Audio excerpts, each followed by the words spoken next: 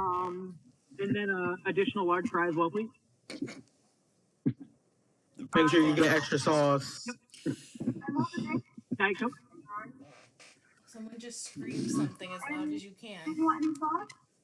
Chick-fil-A sauce, please. Alright, it's gonna be like No, honey mustard, honey mustard.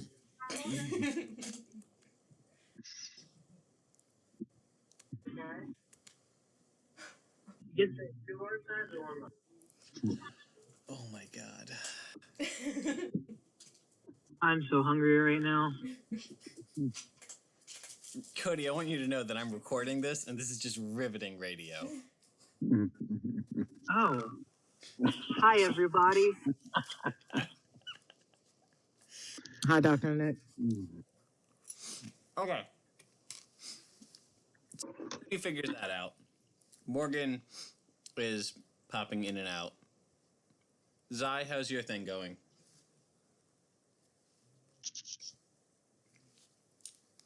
I thought I heard Morgan earlier.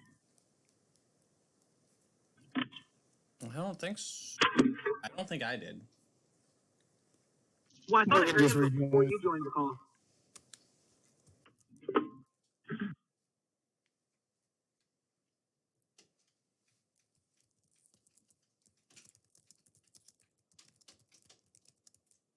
Reason Aowen can't get out.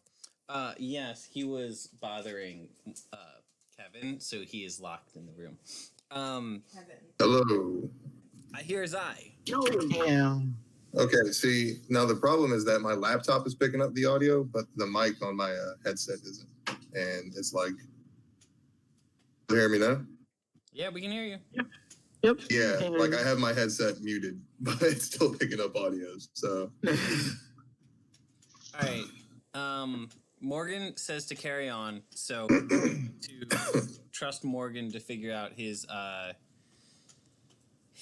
audio difficulties. Yeah, I feel you there, Morgan. Wait. Morgan, say something. Hello. Son of a bitch, I hear you. Haha! I found it. Hi, guys. Hi. All right, so how many people are on Roll20? I'm signing in now. Nice. Nice. Hogarth's on. Okay. Hey, Brent, while I'm thinking about it, can you update Vanitas' gold so I don't forget? Did I already do that? I have no idea.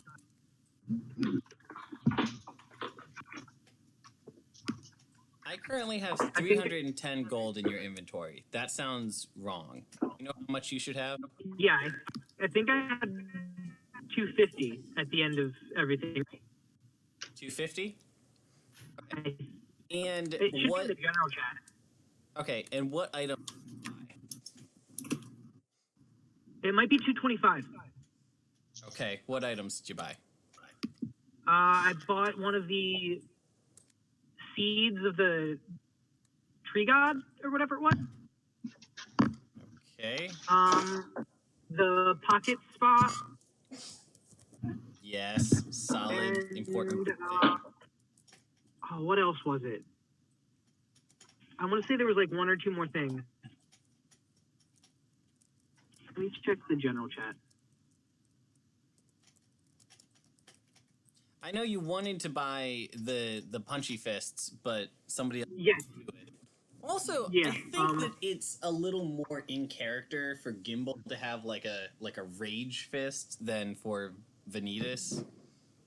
Oh yeah, if he had another one, I would have bought We it. can But share. that's fine. Oh, we can. Yo, toss me the fist. Okay. If you come up with anything else, let me know. For the record, Vanitas is currently carrying the Periapt of Health. Lindsay's been playing Kingdom Hearts. Evil sword. Okay.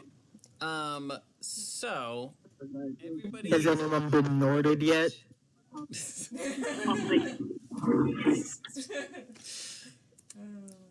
Yes, this entire series is just everyone getting Norded. So much Nording. Okay. So,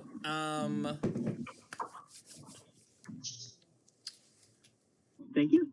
You have a great day. Night. It's night. Have a great night. okay. So everybody who is on Roll20 should be on the map for the town of Tribor. And, You know what? I messaged it to you. That's what. right. Oh, how do I look this up? Bookmarks, assorted, tables. Can somebody on Roll20 roll a 71 for me?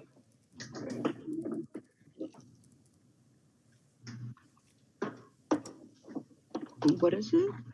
A D71. Just bear with me. I have my reasons. Like that? It's / roll. Oh.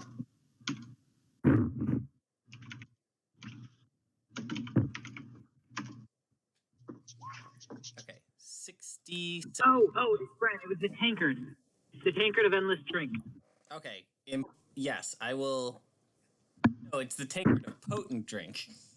Potent drink. That's right. Yes, I will get back to that in. Oh, this is a good one. Okay, so you guys finished your adventures on the mountaintop, and now heavily loaded with gold and magical treasure, you make your way back to town to decide where to go next. Along the way, on let's say your first night camping, we're going to discuss what your characters talk about around the campfire. And the topic of discussion this time is: have any of you ever had a dependent figure that was not related to you? So, like a little kid that you were taking care of for any reason, or I guess like a pet could figure into this, but like a person who was dependent on you.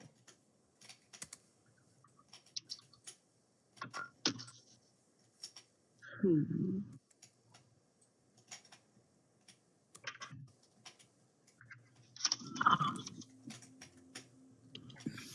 gonna say Vanitas did. Okay. Because before he met up with the monk, he was living on the street Mm-hmm. as a child, and there was a younger kid living on the street that he helped take care of. I love that. That's very good. Okay.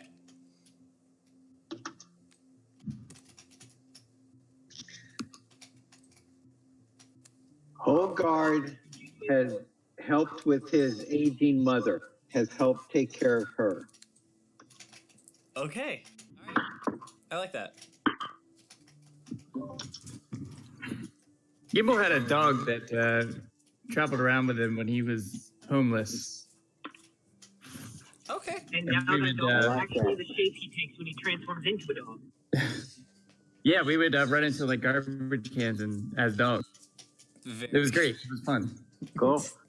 I miss that dog.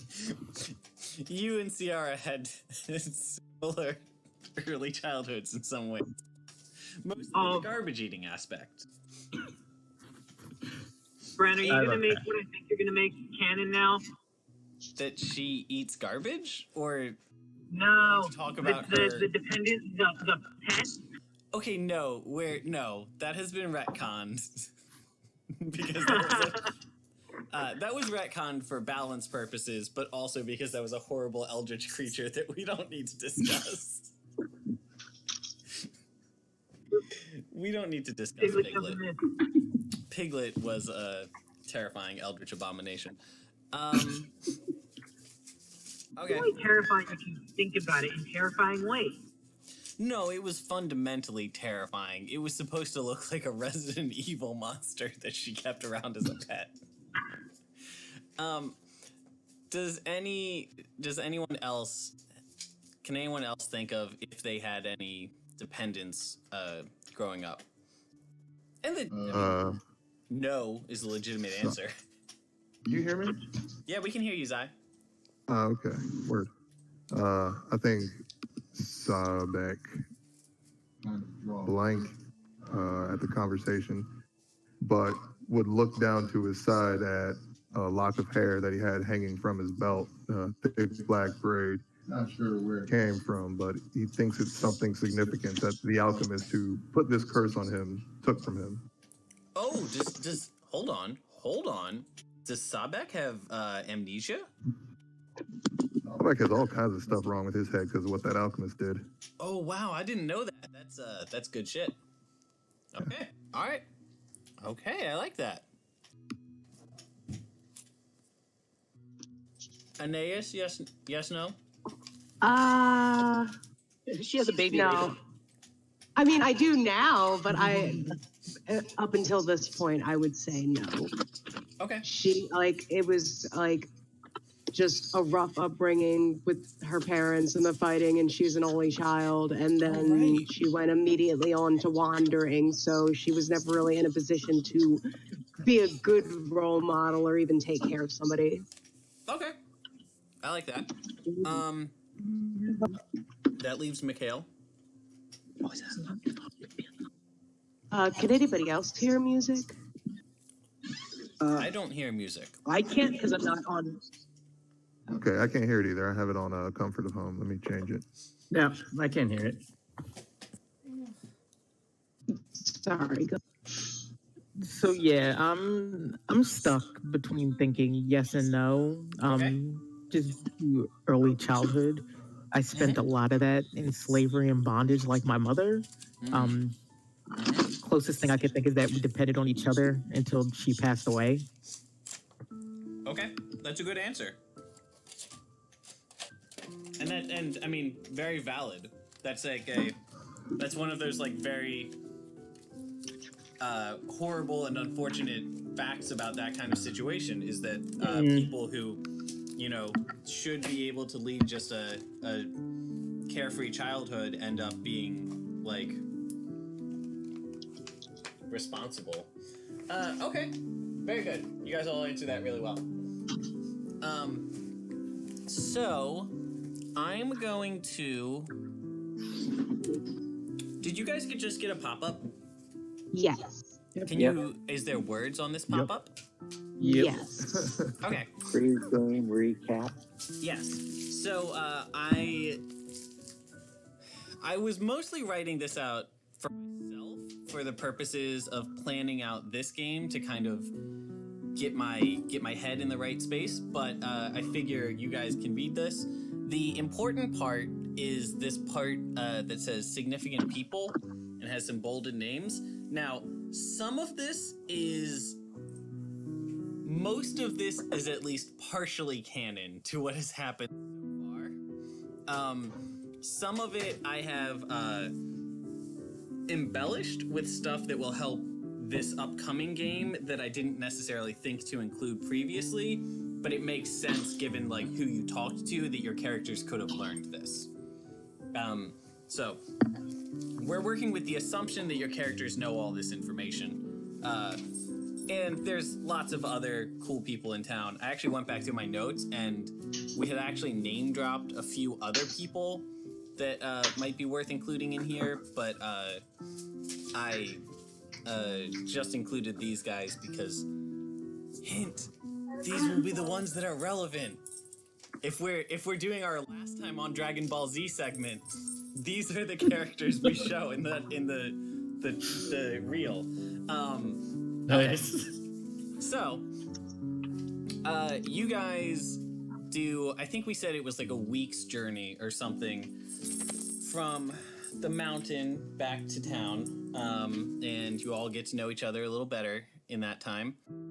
This is also a time in which if you guys had any magic items that you weren't sure how they worked or something, your characters have had time to experiment with them and get comfortable using them, which I think is a good thing to go over because it's always a little confusing to me when a character in a video game or something gets this new very complicated magical artifact and then suddenly is an expert with it.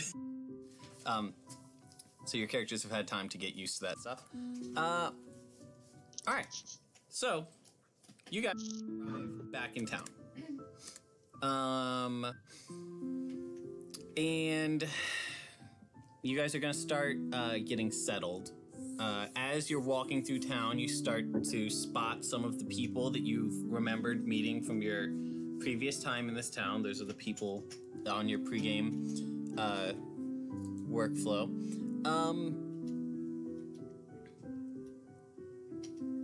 Okay, so to get started, now that we're back in town and we're kind of like settling down a little bit and deciding what to do next,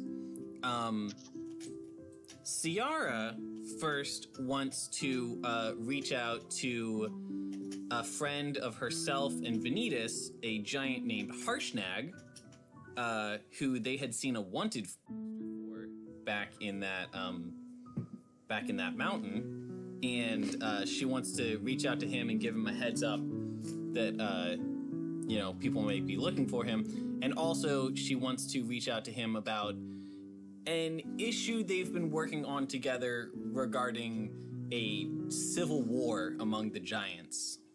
So she's going to go to her room in the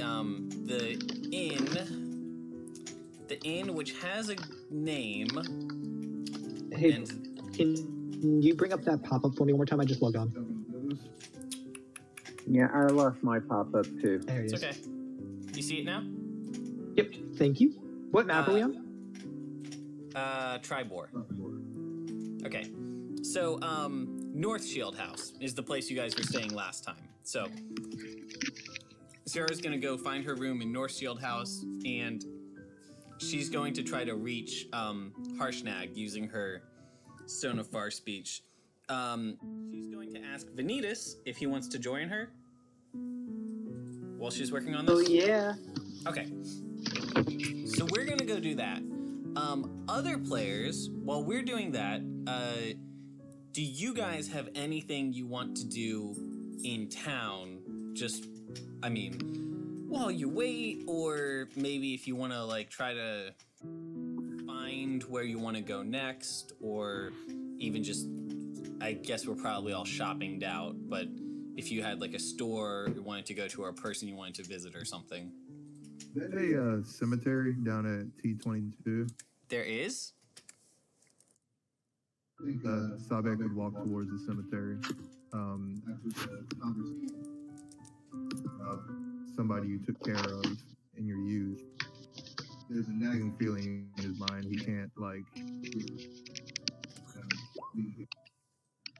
the general concept of death. Okay. Huh. So, Zai, just for the record, I'm getting most of what you're saying, but you're kind of, coming and going a lot. Very good.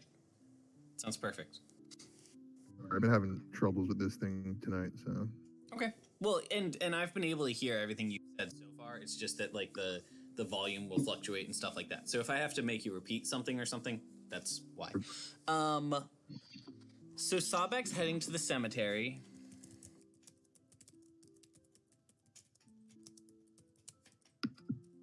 I'm gonna stand over there and kind of into the distance. Okay. So that's 3 of us. Anybody else have anything they want to do?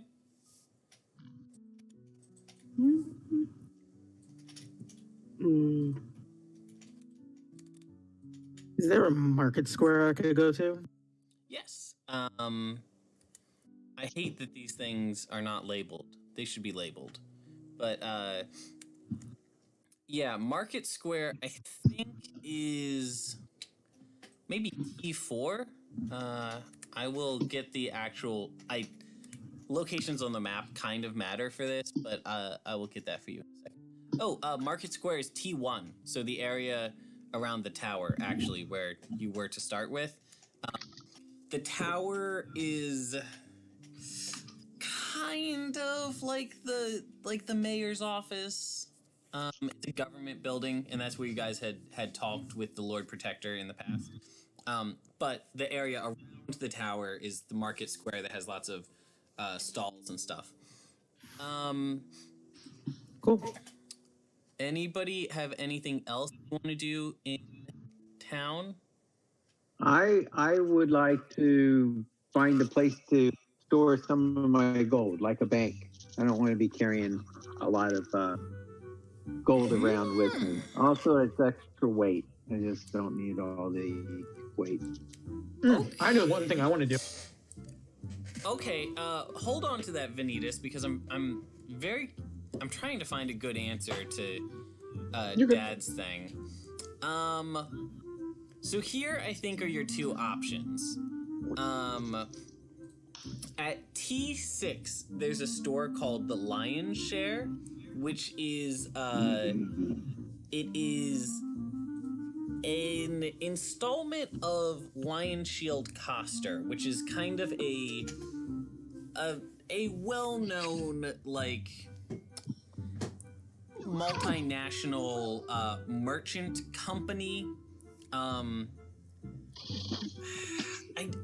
hesitant to compare them to something like Amazon because they're not nearly that like big and monopoly-ish, but they're a well-known Granger. Granger. Yeah, I guess I'm the only one. Never mind. Okay. I was hoping that would work. Hogwarts. Harry Potter. Okay. So, anyway, Lion Shield Coster, is the kind of place that could probably give you, like, notes. So you could probably, like, drop off some gold and get, like, a, 1,000 gold note or something like that. The other place you might want to check out is this, person overlooking town.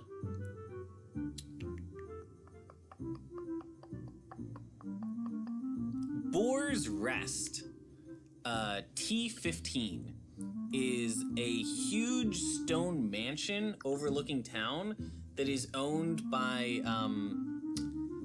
this big famous dwarf guy named Gelrin Fohammer, who also hangs out at T13. And that guy is just like, he is your like 1%er, like monopoly, evil corporation kind of person. But he's just very wealthy and he might be able to, I mean, he might be able to deal in things like notes or else like know where to go for stuff like that. Okay, I'm gonna go to T6. I'm gonna go talk to them. So we'll get back. Come back to me. Okay. We'll see how that goes. Very good. Vanitas, what did you want to do? I wanted to do. I'm assuming this is just a standard metal tanker I just bought. Yeah, it's like a tankard you would get at an inn, like a big mug kind of thing. Okay, does it have a lid? Because if not, I want to go to a blacksmith and have them install a lid. Okay. Yeah. All right.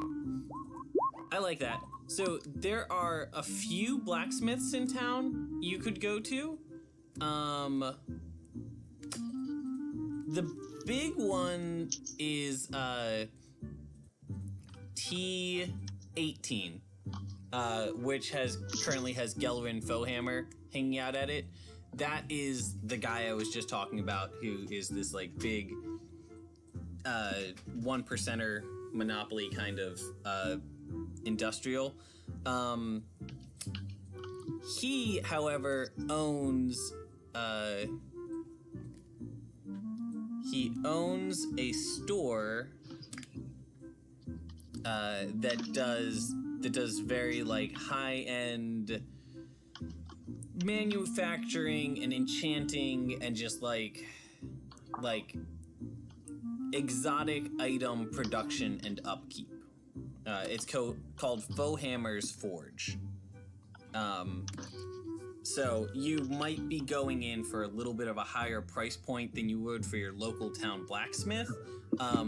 But if you're going to be doing something interacting with an existing enchanted item, that's probably the safest bet. Can he make an enchant? Hold on. You cut out there. What's up? Oh no. Please repeat. Can he make enchanted items? Yes? Maybe? Can he that every time it closes, it fills the hall?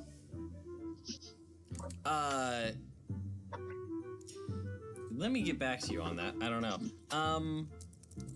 Good deal. Well, that's Venus's plan after we talk to Arshnag. Okay. I'm A very... mechanical question. Yes. You said we were traveling from the Sword Mountains like 7 days, right? Yeah.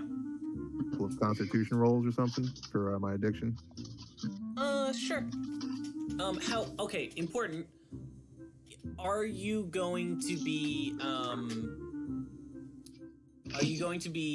trying to clean yourself up during that week, or are you going to be like nipping into the goods to avoid the uncomfortable withdrawal symptoms?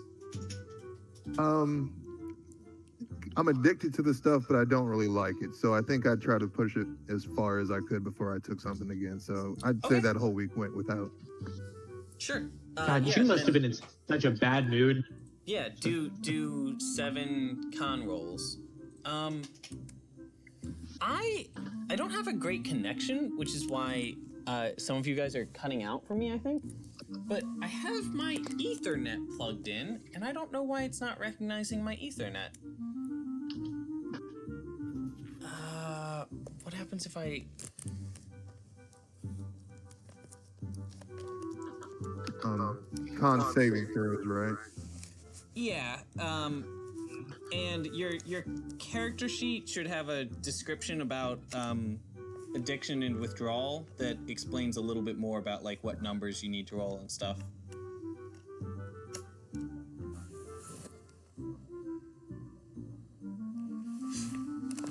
The light's coming on. With those rolls Morgan did her. They're very weird rolls. Yeah. Sorry. You're good. I just saw him. And I was like, what? Not on purpose.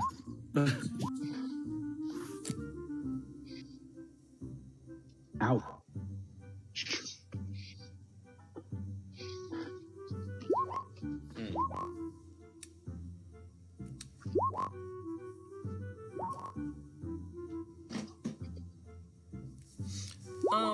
I'm gonna move to the other room. Wait, help me plug it back in.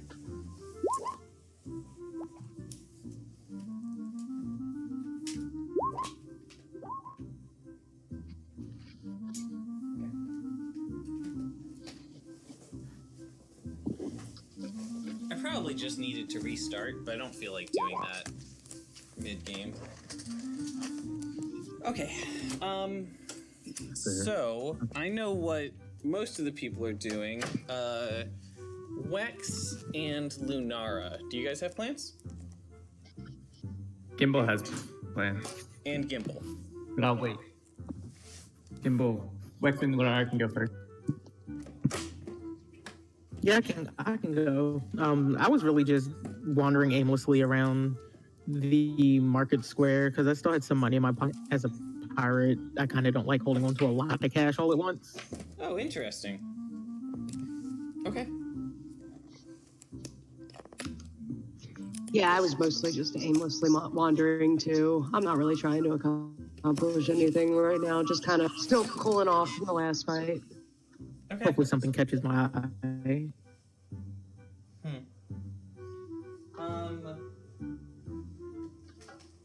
Alright.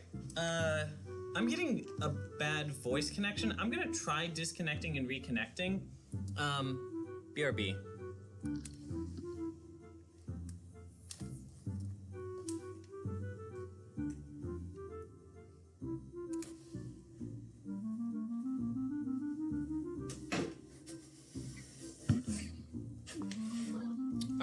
voice can... Oh, no, it's bad again.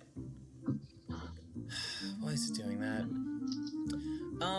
Have you guys been able to hear me well so far? Yeah. I I haven't had any issues. Yeah, I can coming through hear you clear. All right. Well then, unless I start getting bad static, I'll just leave this as is. If we start having connection issues, I can just restart my computer, and that should get my Ethernet working, and then my connection should be a lot better. Okay. Okay. So, What is AL? what's the context? The withdrawal thing that I just addiction posted in level. chat. Oh. Level, okay. And remember, with every... If I remember correctly, regardless of whether you suffer withdrawal, you go down in addiction level if you go 24 hours without using. So after 7 days, you will have gone down 7 levels of addiction, regardless of how much withdrawal you suffered, as long as you were able to resist using in that time. I don't see that anywhere. Oh, I'll find it at some point. Pretty sure that's how I had written it originally. Okay, so, Gimbal, you said you had something to be doing? Gimbal wants to up his skills. Okay. To up my skills. I'm interested. So I'm looking for a master. Or someone who can teach me. Okay. Why have Gimbal and Vanitas never sparred? Dude, I think that is a good place to start. Because Vanitas was trained by like monk masters. He's probably the closest thing you can find if you're looking for a master to help you with martial arts. I agree. I accept. Vanitas is going with you though, right? Yes, but we can say, I mean, you guys have had a week before this. Bottom of addiction, it says, at the end of every day you spend, you go down by 1 if you suffered the symptoms of withdrawal the whole day without using. That might be badly worded, because it implies that it only happens if you suffer withdrawal, which is not the case. It's just every 24 hours that you don't use. Withdrawal says cannot be cured by any means except using. Yes. Yes. Okay, so I'm gonna edit that. Every...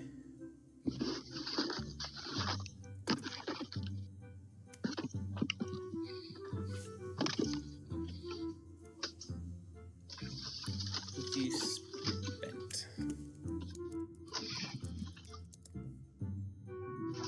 Okay. Updated. Okay, so everyone is pretty much positioned. Gimbal, assuming that you have been training with Vanitas, like, between adventures or something, do you want to maybe tag along with one of the other guys for today? Yeah, that's fine. I want to see... The only other person I can think of, if you want sort of a more diverse training opportunity, there is Urgala Meltimer, who works at North Shield House, who is the owner of North Shield House.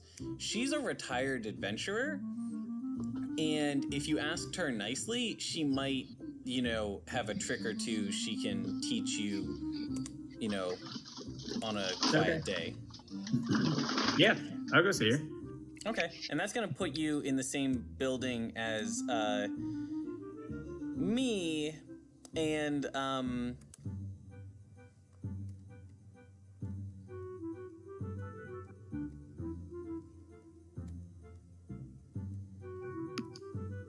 Okay. So, Vanitas, Ciara's going to recommend that you go talk to Gelwin, because after like 15 minutes of trying, she's not able to get a signal with Harshnag, so she's gonna keep trying, but she thinks that you should just go try to get your enchantment thing. No reason for both of us to be wasting our time. Okay. How many Rocky Talkies did we have? We gave one to Harshnag, so do we have 3? I'm gonna say that Harshnag had his own. So Okay, so we still have the 4. Okay, no, we have 3. So yes, I guess we gave one of our 4 to Harshnag.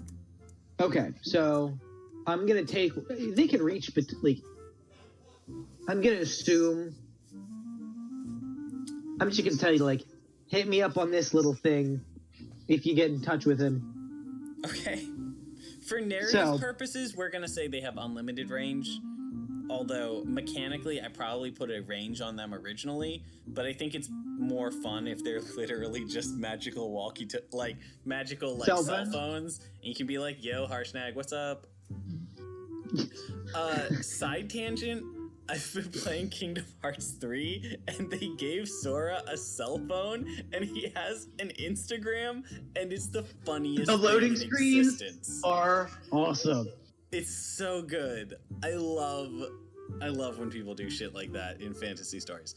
Okay, so everyone is having, well, some of us are having a good time in town. Some of us are very dejectedly moping in a graveyard. By the way, Vanitas, in case I forget back to it, Gelwin Fohammer absolutely can upgrade your mug, and so getting just a lid for it is something he'll do for, I don't know, probably like 20 or 50 gold or something. I'll have to do a dice roll, but doing an additional enchantment is probably more than you can afford right now, but it's totally something you could like come back to at some point. Okay. So, suddenly, so real quick, did you know D&D added Shaggy as a boss? What are you saying to me? What words are coming out of your mouth? 100%. What's happening? I'm sharing it in the Discord.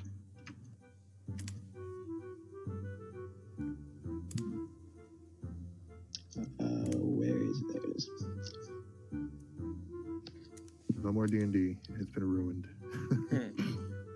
Has killed it. My buddy just texted me showing me.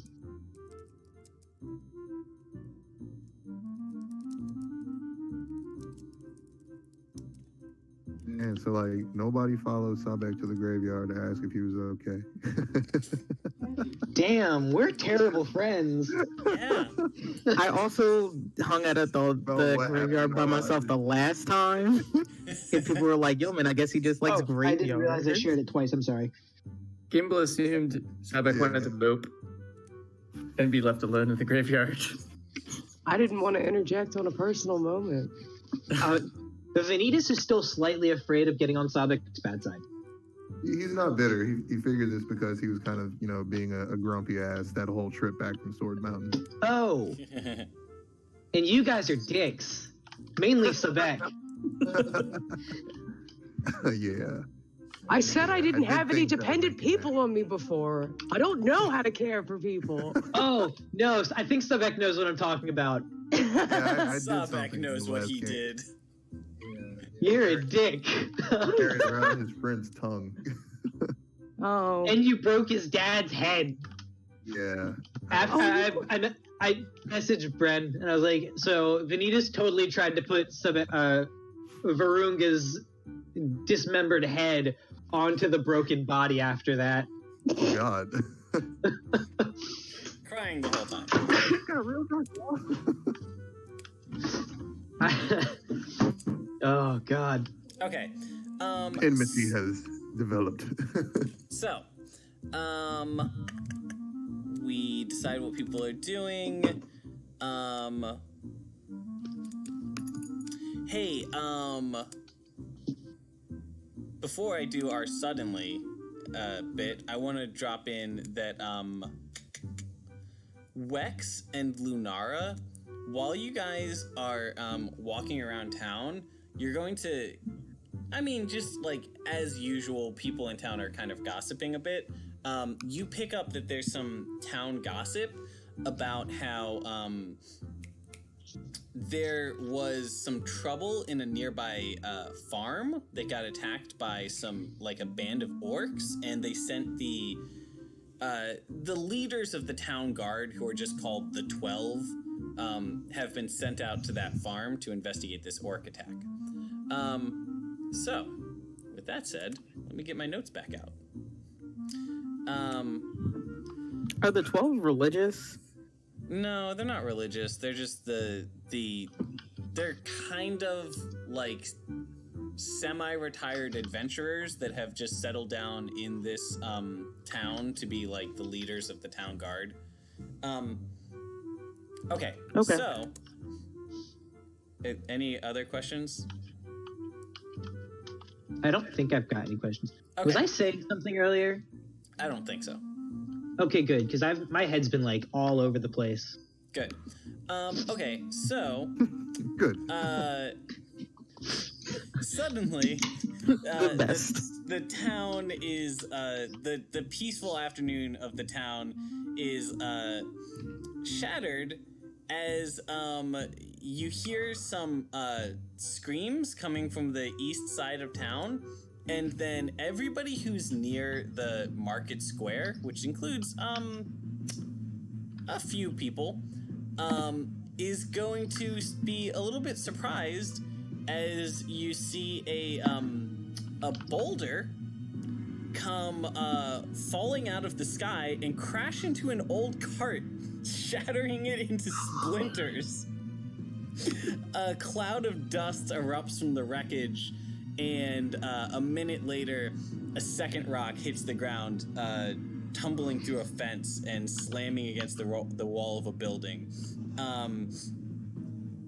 In the distance, you see a pair of mules are startled and start like trying to run away, but they're tethered to a post.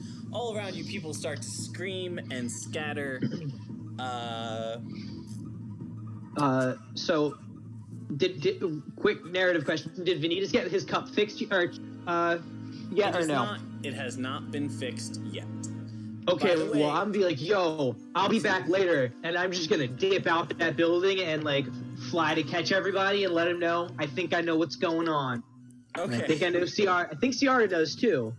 She has a pretty good suspicion. So, everybody who's not in town square is going to hear the explosion in the distance, and is going to hear the screams, depending on if they're close enough or whatever, from the east side of town. But eventually, like, this is going to cause enough commotion that we're all going to hear it, and you're all going to have a general idea that something is happening on the east side of town. So, yeah, I'm going to run to it. This is going to be you and I from the original party, right? That's correct. Okay. So I'm going to add a lot of people to the turn order. And the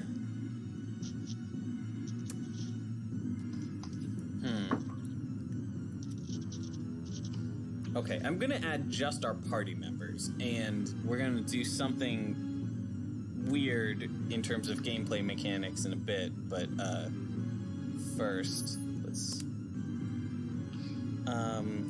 kill that. Okay, Hogard, Gimbal, Wex, Ciara, Sabek, and Lunara. That is everyone. Dang. And Ciara is probably... You forgot Vanitas.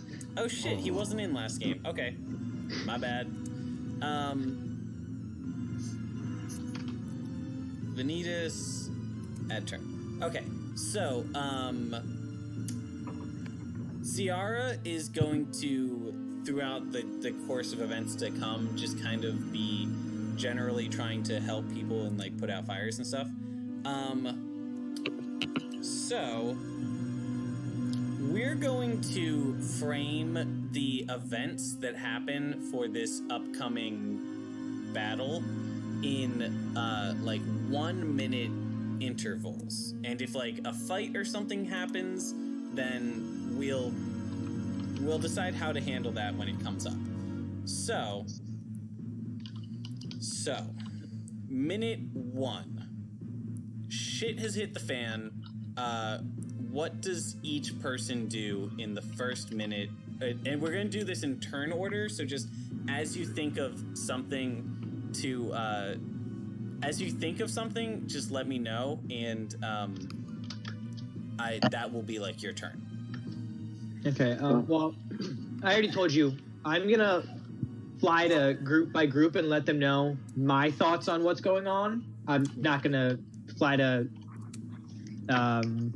Ciara. I'm just gonna tell her over the walkie-talkie. Okay. Hogard is gonna rush out to see what the commotion is. Okay. Hey, Vanitas, that's probably going to take more than a minute to get to each person. Nope, that's fine. But I wanted to say,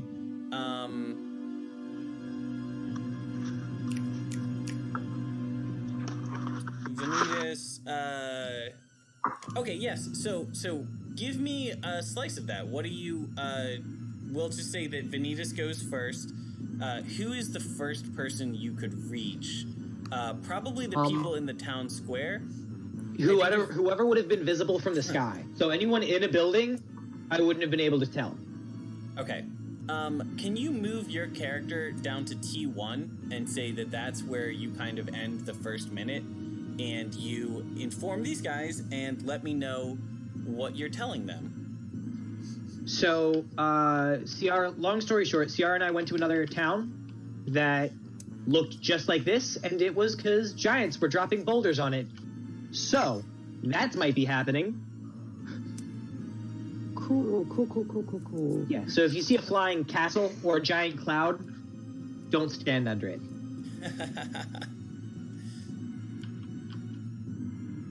And that's the clouds. Got it. Yeah, I'm like talking really fast because I want to make sure everyone knows.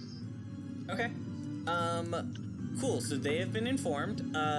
Next person. What does the next person do?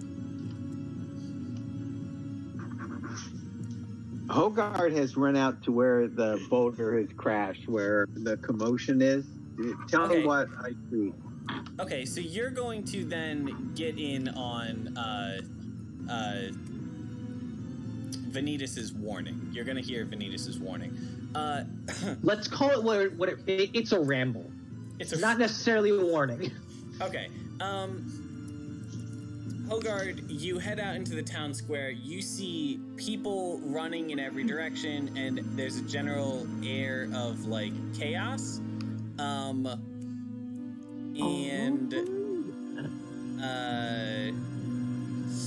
mean, do you have, like, a specific question I can answer in terms of what's happening? You have seen 2 boulders so far fall into, town. But you don't know what is, like, sending them. So I'm near the T1 yes. building now. Is that where the town square is? The town square is the like roads around that. Yes. Okay. So real quick, can I add something? Just when Vanitas flies off to go to the next point, he's just gonna yell back, "Check under the boulders." Check under the boulders? Like for people? Yeah, in case. Yeah. Okay. All right. Well, Hogard will take that advice, and he will try to do that. I will go inspect these boulders. Okay, you check under the boulders, which you're not going to. I'm just gonna say Hogard straight up cannot just lift a boulder, but he can, like, kind of inspect the area around them. There's no blood splatters, so it looks like nobody was hit directly. Or if they were hit directly, it was directly. Sure.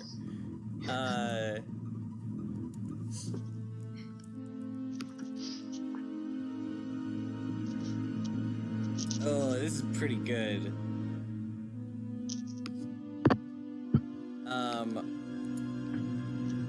Oh no, I need to be on player layer for this. Okay.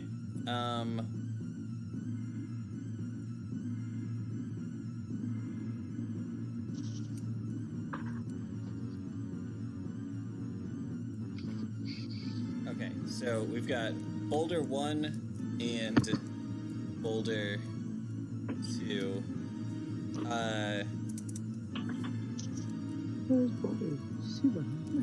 Pretty close to I know. Okay, and okay. As you guys are doing that, let me figure out the turn order that has happened so far.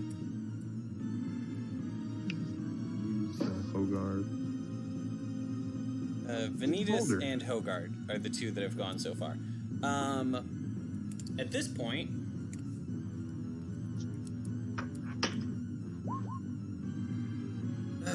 one, two, three, four, five, six, seven, eight, nine. Another boulder is going to come flying out of the air, and it's going to land in the farms to the south side of town.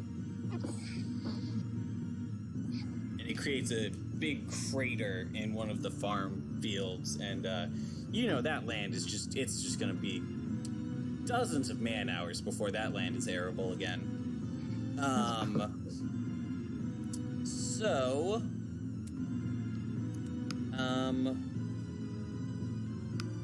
who wants to go next?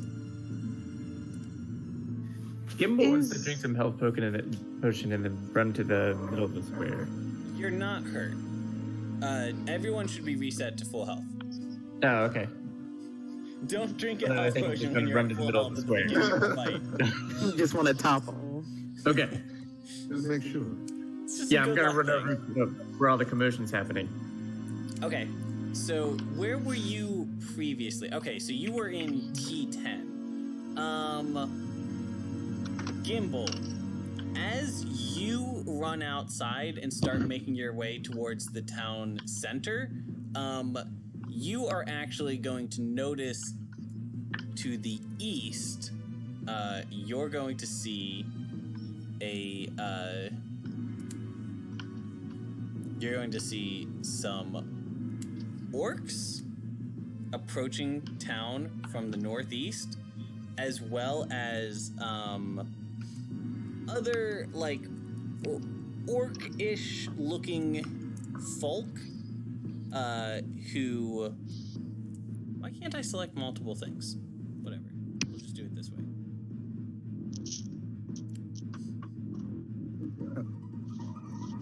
Quick question. Would Ciara have gotten his attention and relayed the message she got via the Rocky Talkie to him? Okay, yeah, that's fine. So, Okay, because I know you guys were in the same building. Yep, and, so, Gimbal, you have been made aware, that Ciara and Vanitas think that this might be an attack by giants.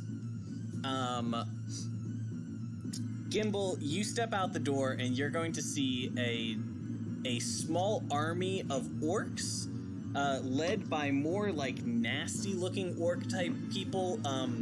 Think like Uruk-hai from Lord of the Rings. And they're riding those big axe-beaked birds that you saw the merchant the other day, Assad, was riding. So they are approaching town from the northeast. Gimbal's outside. Gimbal, I'm going to want you to do one other thing. This is sort of a unique gameplay mechanic going on with this fight. You are responsible for the key NPCs in your area on your turn. So I want you to decide what... Jesus. Sorry. That scared the fuck out of me. Okay. Gimbal, I want you to decide what Urgala Meltimer and Kiara? Stonehand, something like that, are doing this turn. Keep in mind, Urgala is a retired adventurer, and she's kind of a badass. The dwarf woman is a mother going through PTSD. Well, they're playing spades with each other in the corner as of this moment. And what do But they do hear the as they rumbling hear? outside. They're Okay. starting to look up like out the window because they hear they hear it rumbling. Okay, so this takes place over the span of a minute. What are they? And you can say like Gimbal is like telling them what to do, if you want. So Gimbal notices the orcs, right? That's a Gimbal question. notices orcs approaching town. Okay, so he freaks out, starts screaming that there's orcs coming, uncontrollably flips a table and screams for everybody to get out of the room. This table's gonna flip! Okay. All right, they're going to take your advice. They are now out of the room, and the three of you are outside. Gimbal, do you still want to make your way towards town center, or how do you respond to seeing these orcs?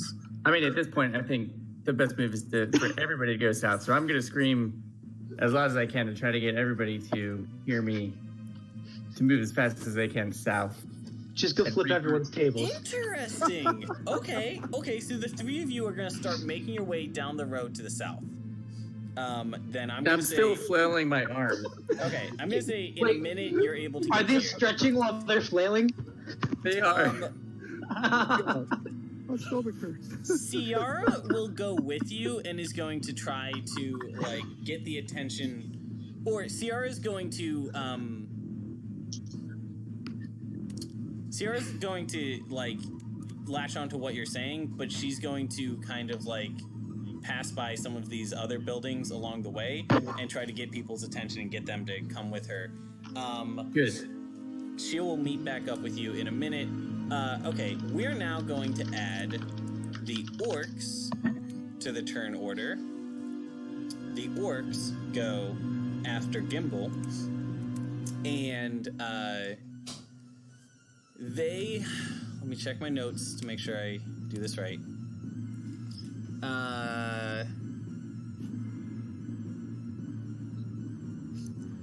Okay, so they are approaching town, but they have not reached town yet. You guys are not necessarily... Well, I won't reveal the orcs that are not visible, but now that Gimbal has revealed them... Hey, Sabak. Yeah. You are sort of thinking to yourself in this graveyard. You hear some commotion to the north, and as you maybe start to respond to that, you hear some commotion to the south as well, and look south of the graveyard, and you see more orcs approaching from the south. Okay. So, who wants to go next? So, after pretty much staring at the ground for a while, I think Sabek would sniff at the air and look up, noticing those orcs. Mm-hmm. So, considering that he was just thinking about death, and then death comes for this entire village,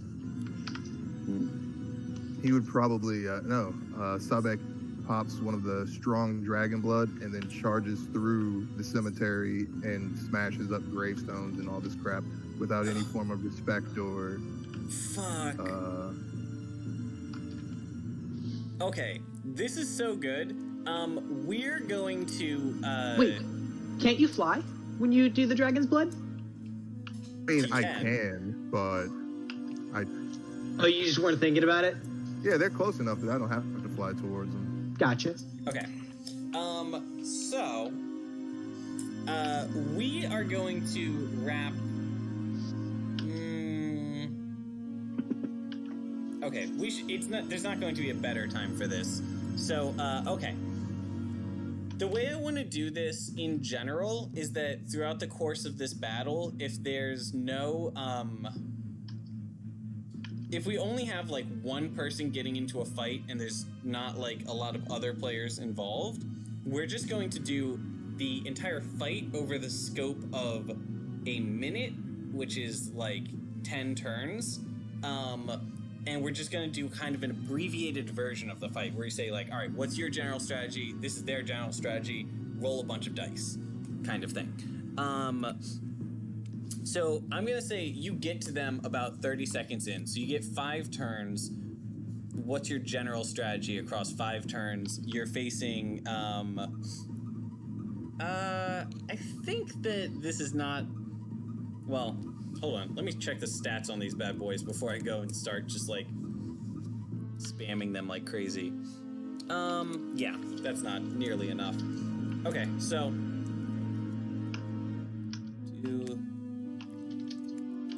that's probably a good start.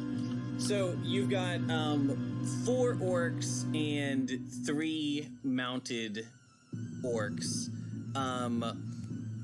What's your strat for this fight? I think I'm going to go hard with the dragon stuff. So Hook 'em and cook 'em. can I combine the reckless assault with a couple of dragon attacks? Oh, did you roll to reckless see what assault- kind of dragon blood you drank? Oh, I didn't. What do I need to roll to do that? It should be on your character sheet somewhere, unless I didn't write it down. I feel like every time this comes up, you always realize you forgot to put it down. That's true.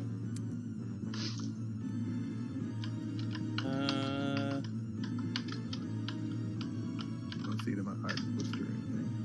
Womp womp. All right. We're going to make this a note for your dragon rage effects. The way I want to do it is you get 1 type of dragon for every type of dragon that like you have ingested the blood of like a pure dragon of this type. So during your experimentation, you got fire, ice, acid, electric. Am I missing any standard elements? Earth and wind, but those aren't typically dragons. Poison? No, that's acid. I feel like there's one, but I can't think of it off the top of my head. Yeah, okay. Does necro or necromantic energy or something like that? There's like air and earth are the 2 that I'm missing, but I don't think there are like dragons that typically associate with those. So we're gonna say those 4 are your starting set, and you now have slag is your 5th one. Okay, nice. So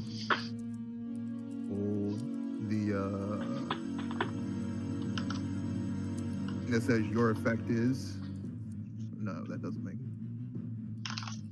So roll a d5, and we'll go in that order. Do I roll a d5? I'm sorry. The mechanics of this are kind of just /roll.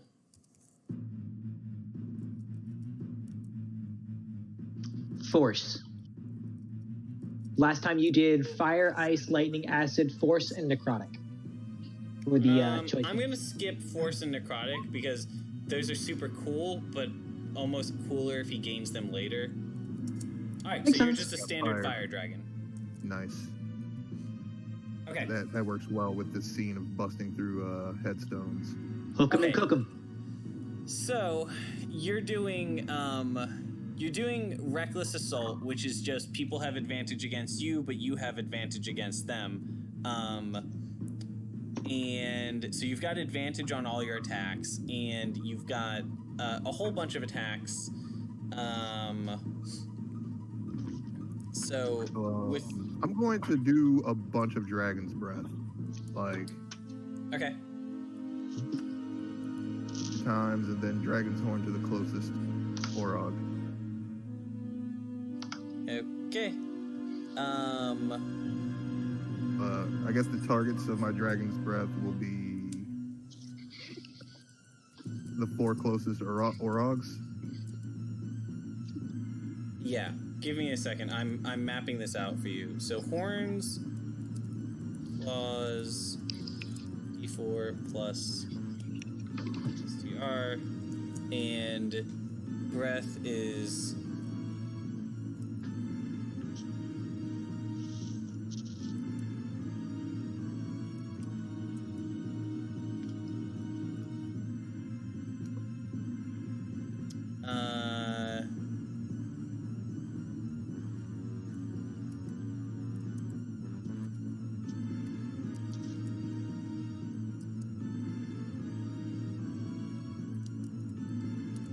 okay.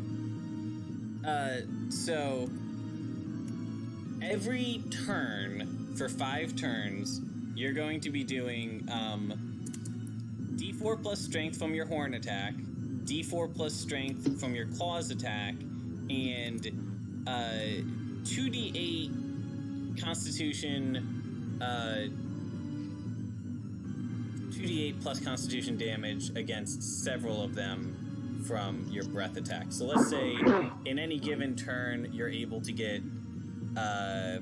4 of them in a row with your breath attack. So roll horns times 5, claws times 5, breath times 20. Oh my god. Jesus. Okay, just yeah. You got some foul breath. This is over the span of 5 turns, and they're going to be doing comparable against him. But I'm gonna go ahead and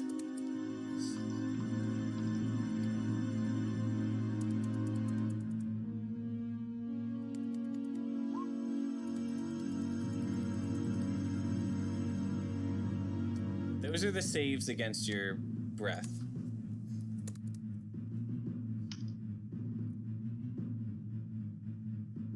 And the save DC for that is 16. So 1 fail.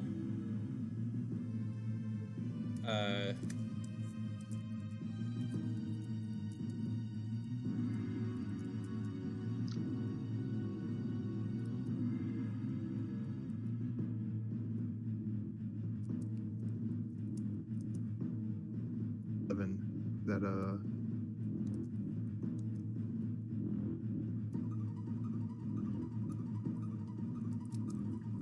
Okay, so they saved on a little over half of those, but they're still going to take half damage. So we're going to do your breath first.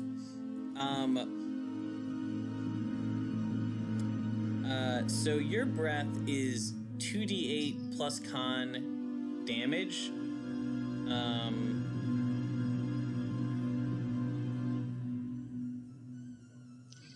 Can you roll 2d8 plus con damage 15 times? And that will basically map out to, or you have a breath macro on your character. oh, I can just hit the Dragon Breath macro. Yeah. How many times? 15. Yeah, shit.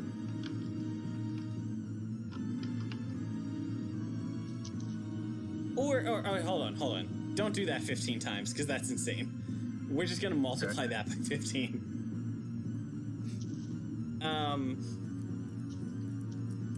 Are you just gonna do like a giant health? We're gonna do a giant health pool.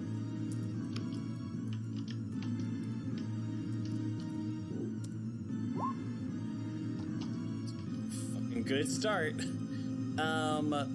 And then go ahead and give me, here, I'm just gonna roll these just for simplicity. This times 5 and this times 5.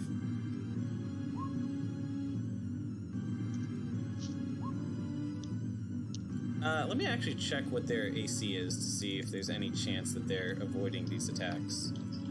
Well, he's got advantage, right? He does have advantage. They have 18 AC, so against anyone else, I would be worried. But even with like a mediocre roll, he's rolling a 21, so with advantage, I'm sure he gets most of them. So...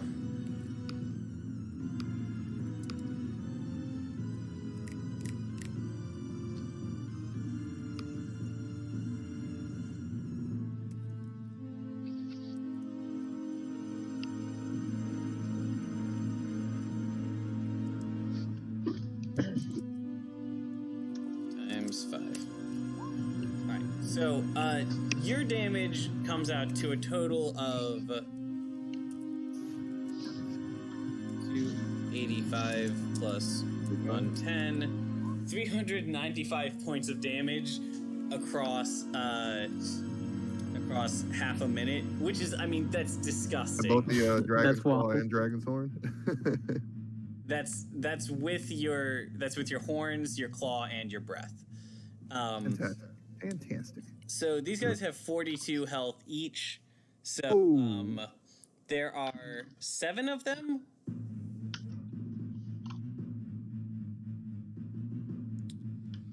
So you went over the limit, but not by a like excessive amount. So they're gonna get a few hits in on you during that time. And the way I'm just gonna do that is, all right, they get 2 attacks each per turn, and there's 7 of them. So they get 14 attacks per turn times 5 turns. Let's say on average they die after 3 of those turns, so 14 times 6.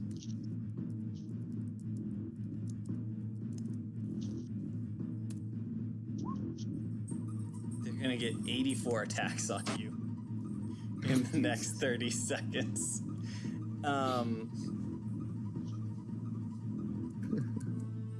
We're gonna do 1 turn's worth and then average that and do times 5.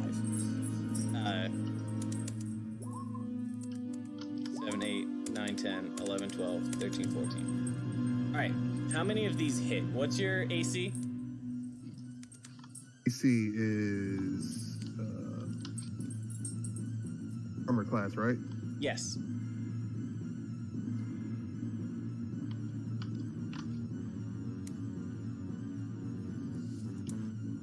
Oh, is it 16? It's 16. Okay, so 1 hit, 2 hit, 3 hits, 4 hits, 5 hits. 5 hits total, and then you're going to take half damage from all of these, so 15 plus 15 plus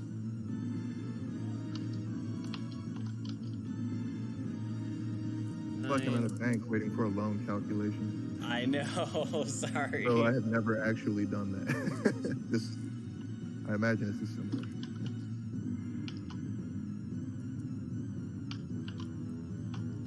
Is that the last one? That's the last one.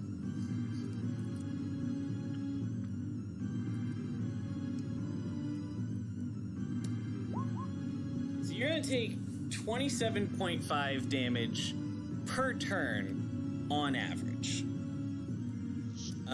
But you also have that Dragon's Heart ability going on, which heals you a certain amount. Dragon's Heart You heal an amount equal to your hit die plus con every turn. So if I just do... You heal 7 points per turn, so you're going to take about 20 points of damage per turn. It's going to be a pretty close fight. If you try to solo all 7 of these guys, then within 30 seconds, you will, like, have killed the vast majority of them, and there'll be, like, 1 or 2 left, and you will be, like, scraping the bottom of your hit points.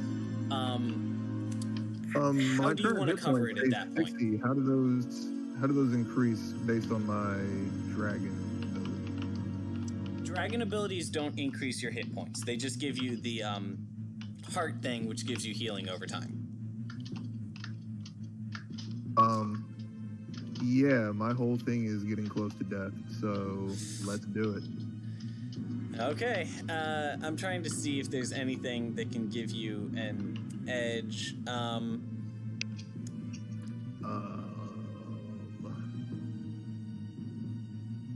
Gravity bomb. What were my I transformed into a full dragon. Dragon blood. Oh yeah, I forgot about dragon form. What does that do? You go up in one size. You have advantage on all and deal an extra 1d4 damage on all melee attacks. You know what? 1d4 across the, like, however insanely many attacks you were doing over this span of that's probably enough to tip the balance. So I'm going to say you win this fight, but your dragons, your blood rage is going to wear off after 1 minute, which is, I'm pretty sure, a constant. I know that's how rage normally works, so I just... I need to clarify this if I don't have it written down.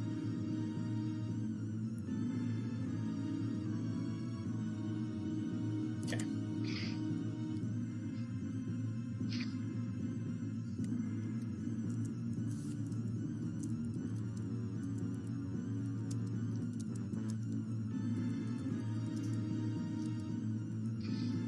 Okay. So, at the end of 1 minute, you have killed the entire southern flank of this army single-handedly, but you're going to be down to, let's say, 3 hit points remaining, and, no, like,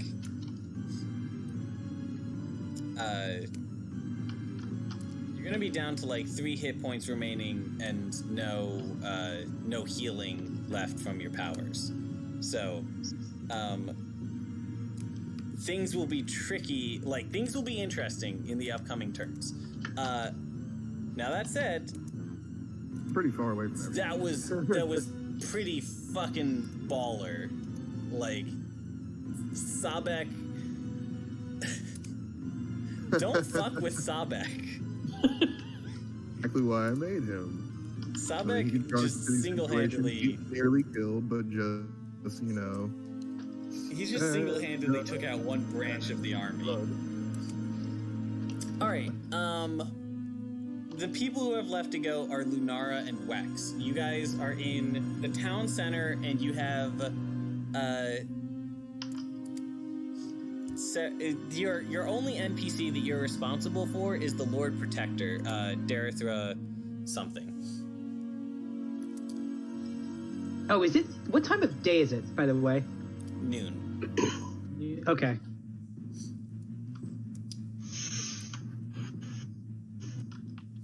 Gotta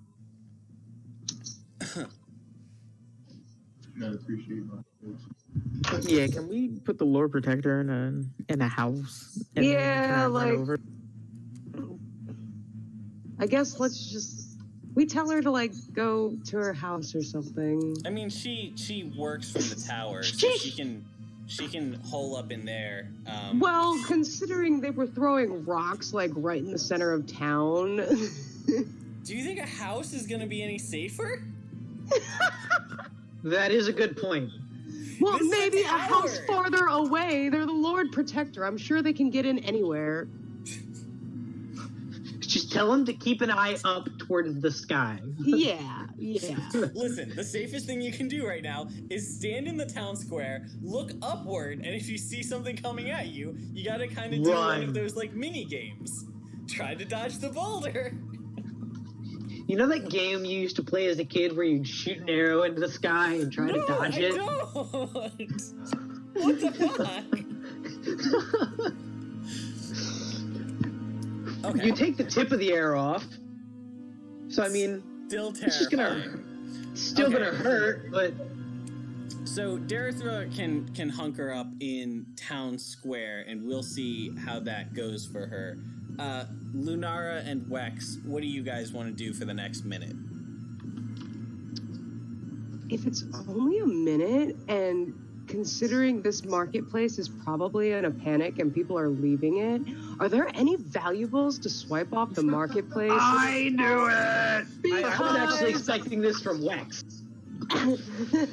Man, Well, I mean, sorry, beat I you just to it. spent a bunch of gold, and I mean, totally, like, not that my character knows this, but considering some level 2 items were spoiled, I'm just thinking ahead.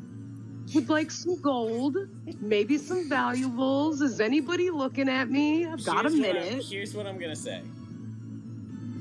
Roll an investigation check, and we will do 5 times your investigation check is what each of you is able to loot from the market square in the chaos. Ow. Wait, is it looting or scavenging? I feel like technically it's still looting. If nobody sees us, it's Of course not it's looting. No, hold on. Come on, let's be real here. It depends on if you're white. This is a If you're white, it's human-dominated scavenging world. to I'm protect your saying- family. I mean, it's only really it's scavenging once the people die. So like, We protected this town once. They're lucky to have me scavenge off them. yeah, like if you want to pick some stuff off of dead That's bodies. looter. That's what you are. That's looter. Loot and Luna. I like it. Oh, if it makes you feel any better, I haven't explored this side of Vanitas very much yet, but he's totally a pickpocket too. Yeah. A I took- monk? Well, Yeah, he was raised on the streets. Yeah. Oh, okay. That makes sense. What has Kevin messaged me? Okay. So that is what you guys both do for your minute. It is now the top of minute 2. Let me check my notes on what happens during minute 2.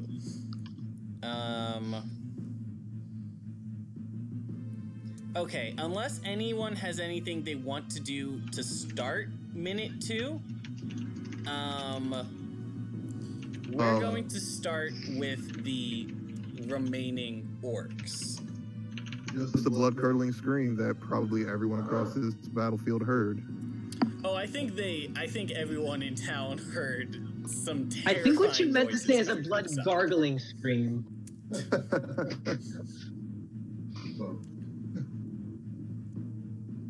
Okay. Two. Okay. So, during this turn, the Orogs, the Orog is basically their term for like Urukai, like orc mutant super orc type people. These Orogs have reached the east side of town, and let me see if so they are they're knocking down fences, and they are attacking civilians where they see them, but thankfully Ciara and Gimbal have been able to get all of the civilians in this side of town to flee to the south already. So it's only the civilians up north who are in any danger. And then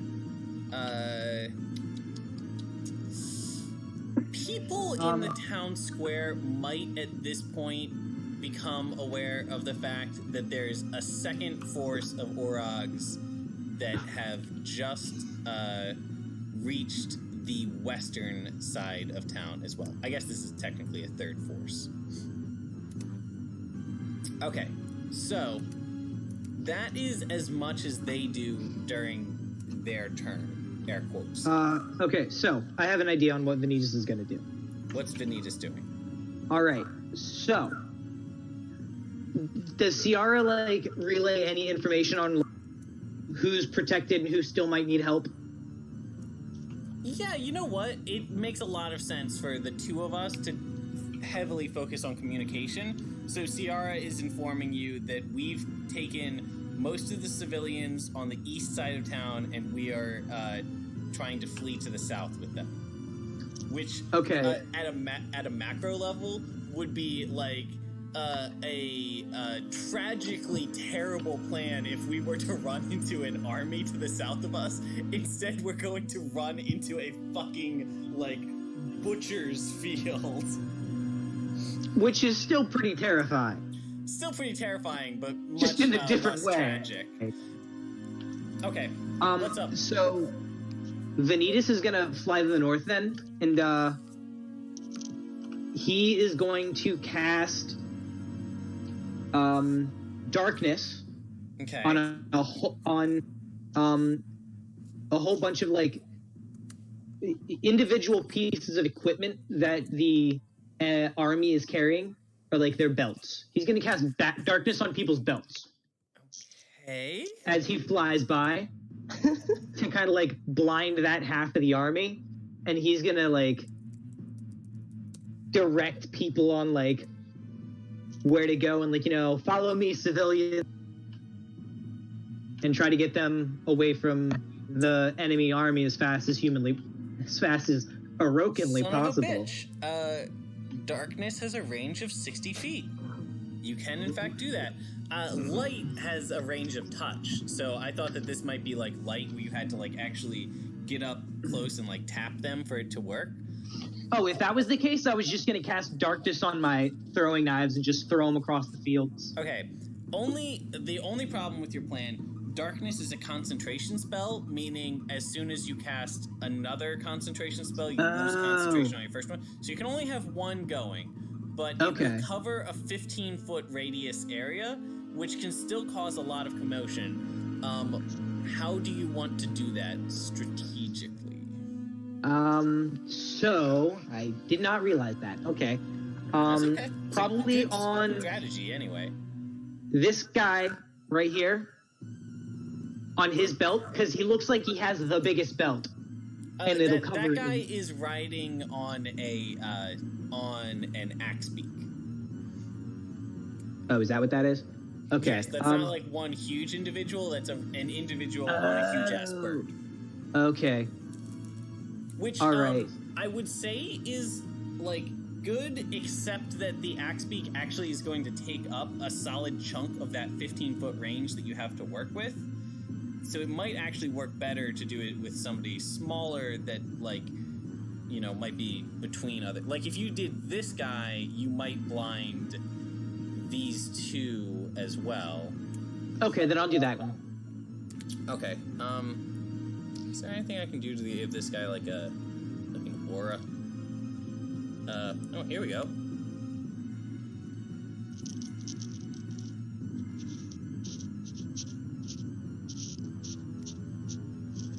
Did that do anything? Which layer did you draw it on? I didn't draw it. There's an aura field on, not when you edit a character, but when you double click on a token.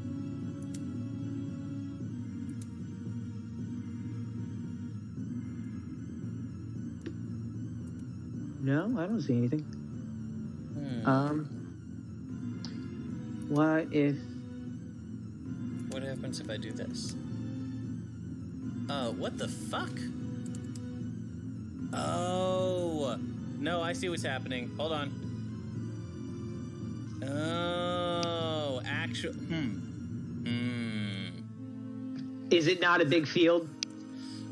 It's a 15-foot field, but because we're zoomed so far out, each of these tokens is actually filling up a 15-foot size on the map. So the 15-foot field is the size of his character.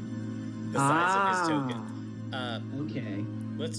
Let's see what happens if I make this just a 30-foot field. Where? Eh? Oh, no, that doesn't work either. Whatever. Anyway, I am aware you have caused some chaos with your casting of dark, but you've got most of a turn left. There. What do you want to do for the remainder of the minute? Like I said, I'm just gonna try to funnel as many of the civilians out as I can and fight off whoever might try to attack them. You're just protecting civilians? Yep. Okay, very good. Then are you focusing on? Are you trying to stay engaged in combat with the orcs, or are you just you'll fly down and sucker punch an orc and then grab a civilian and fly away while he's distracted, kind of thing? You're not trying to stay engaged in combat. Yeah, because I can't take on an army of orcs like some people. You're not Sabak. I got you. But yeah. Okay. So that's gonna be my plan. That's a good plan. I like that. Okay, then I'm going to say with you doing that and with the use of your darkness ability and your general special monkey abilities, you are able to get all of the civilians from this part of town to safety, and you are going to suffer. I'm going to say you get hit 4 times in that process. Does that sound fair to you? Yeah, that's fine. What's your AC? Let me double check. I want to.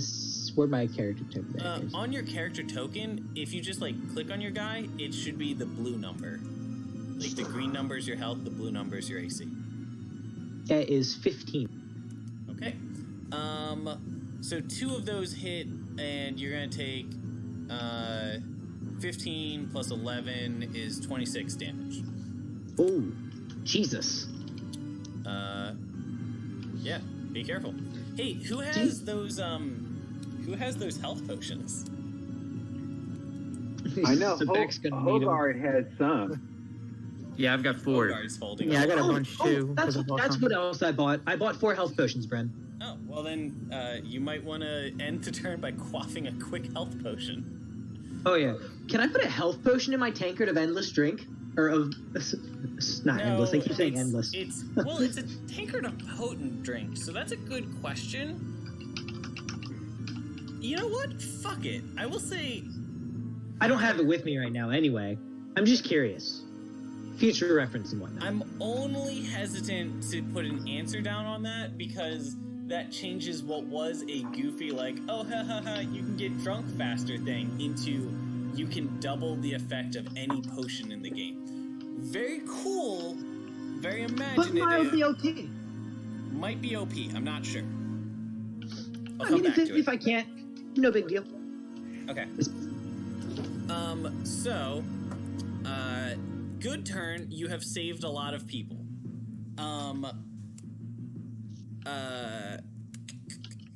Hey, you know what? While you're up here, one of the people that you save is you clear out this, you clear out the blacksmithing, magical enchantment place that you were actually just at, and, Gelrin Fohammer and his employees are going to be protected now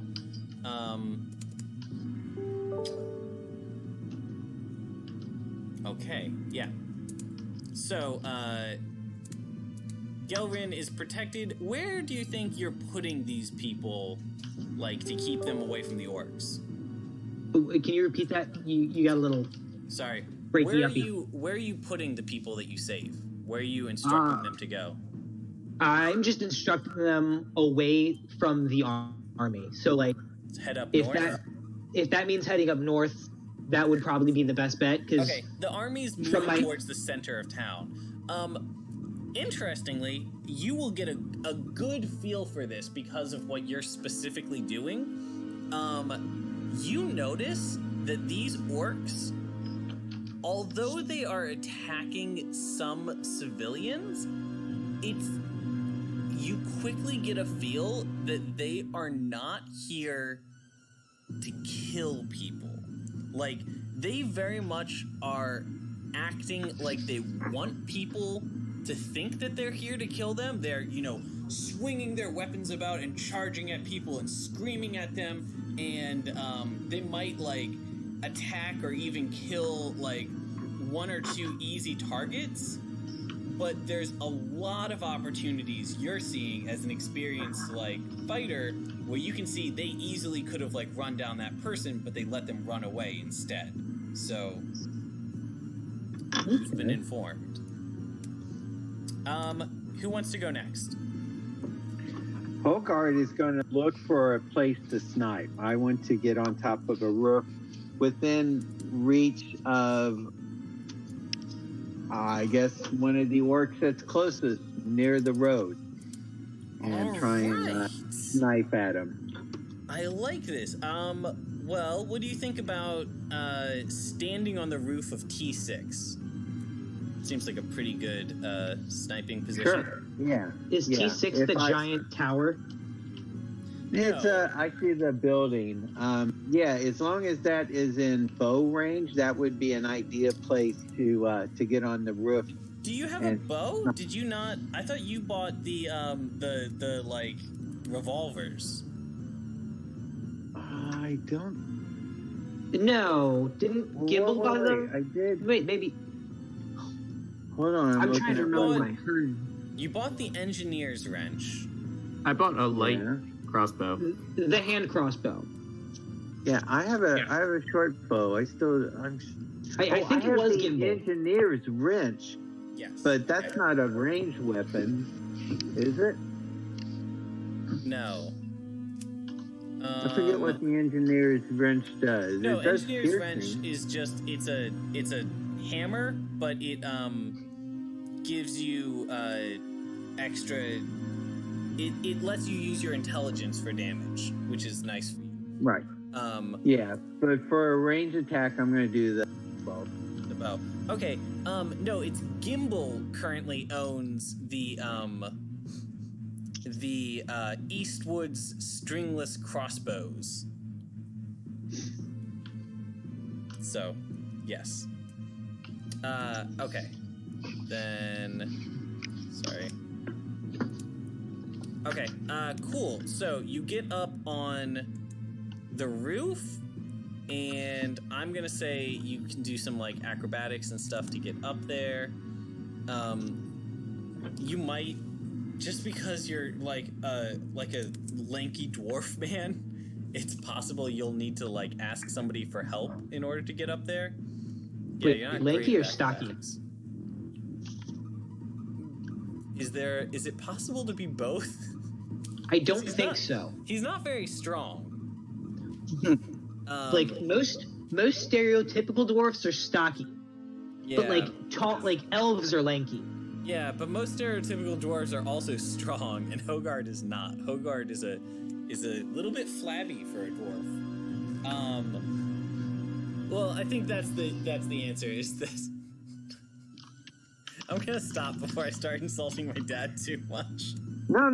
And also, I have 27 hit points. I've gotten beat up pretty bad in the past. I'm not looking to get beat up. I'm not looking to get like 5 or 6 attacks in a row because I don't think I could handle that. I'm just going to snipe from a roof. Okay, so here's what I looked up lanky dwarfs. And you found a lot of porn? No, I found a lot of half elf, half dwarves. Dwelfs? Oh, I love dwelfs.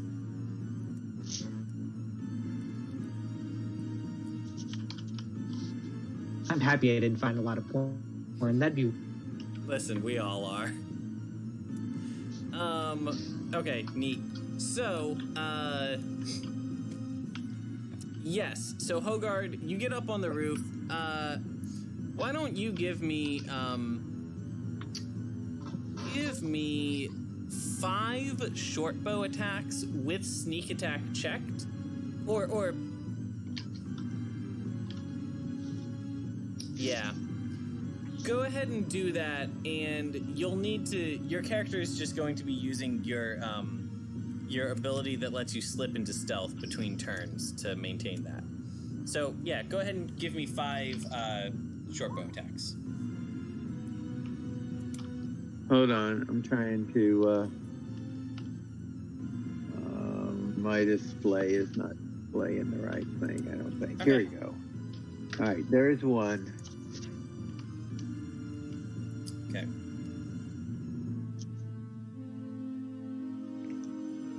All right.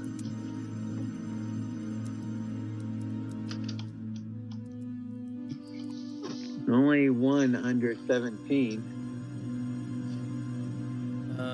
Oh yeah, but these guys have really tough armor. I forgot about that. Actually, Hogard, you are dismayed to find that even though you get like a perfectly angled shot on most of these attacks, several of them will be like, it is a shot that just should have been like a solid, like that hit him right in the shoulder kind of shot, but it just right off of their thick, heavy plate mail. So only 2 of your attacks hit, actually. Okay. So am I gonna click on Oh, never mind. Hold on. No, Hogard only gets 1 attack per turn. Okay. So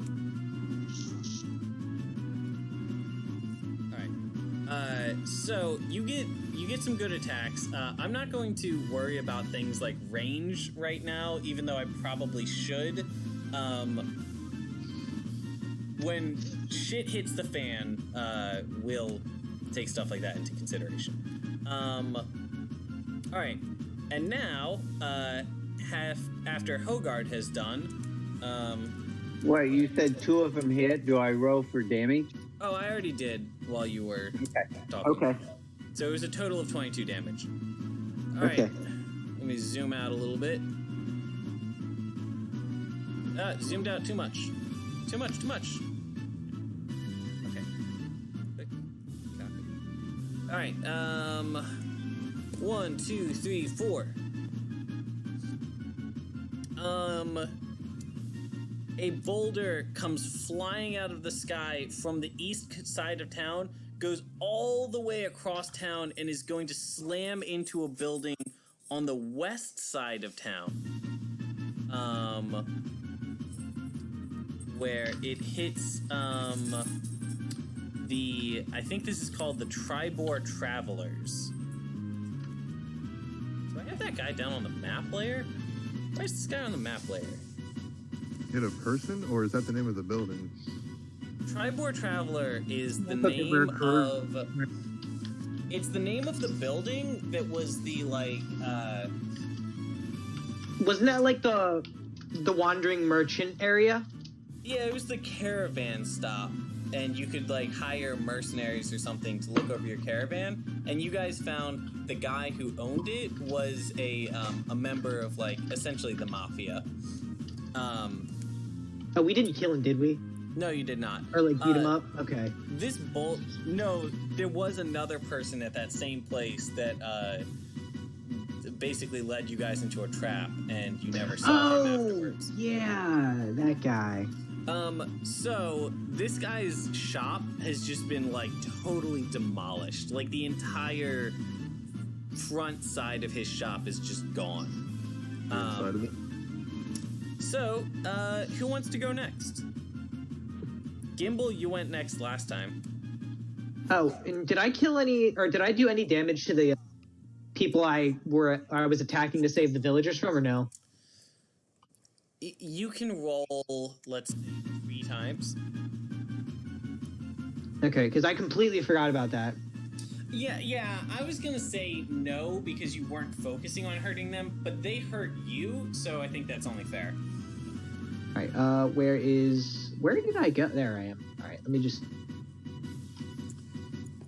All right, where's just. Those all 3 hit. So. Okay. Okay. Yes. So, I will just pick this guy and give him 26 damage. Okay. So, who wants to go next? Gimbal's ready to attack. All right, Gimbal.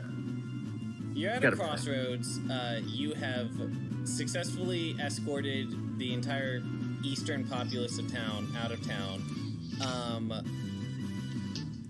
There is an army encroaching to the north, and yeah. What do you want to do? Yeah, so Gimbal is really anxious to try out these explosive arrows. Oh my god, I forgot you had explosive arrows and a fucking revolver. And I'm trying to take out the northern fleet. Okay, you're not gonna take out the whole fleet, but I'm gonna try.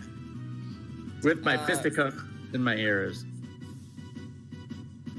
So, you traveled like a full minute's run to the south last time, so you're not going to be able to run all the way back up to them this time, but you can get close enough to use your bow. I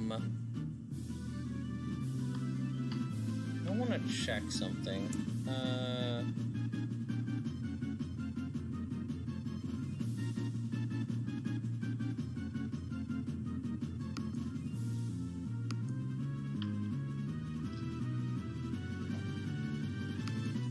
Okay, yes, so let's go ahead and set up the stats on your stringless crossbow. That is going to be 1d8 damage, dexterity damage, +1 to both attack and damage. Alright, so, alright, hold still for a second while I plug this in.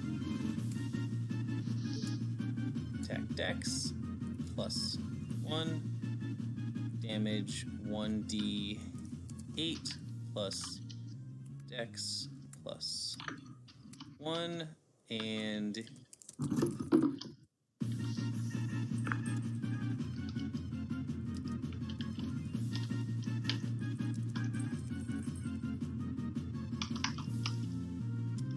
Alright, and now I need to do one more thing. Bear with me. No tracking off, show exhaustion tracking. Add dexterity, armor class, HP modifiers.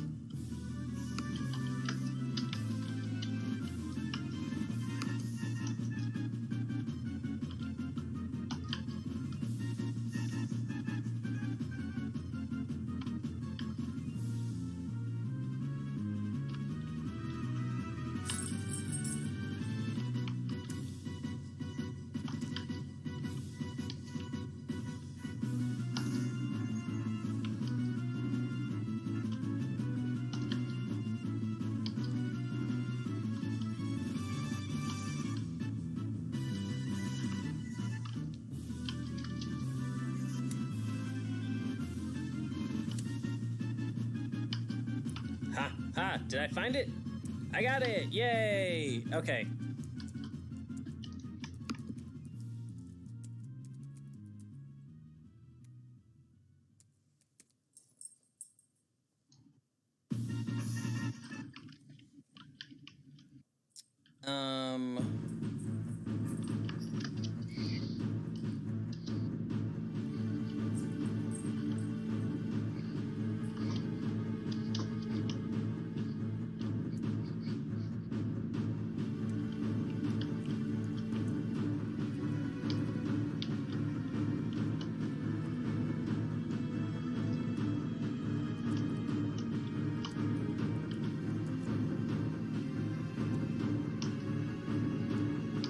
Okay, I'm just gonna do an experiment attack.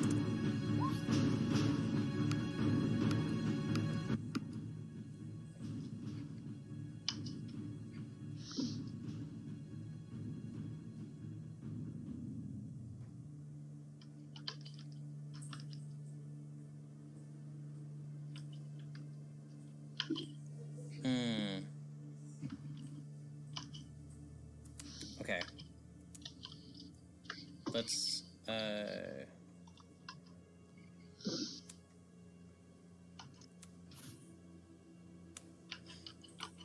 let's try that.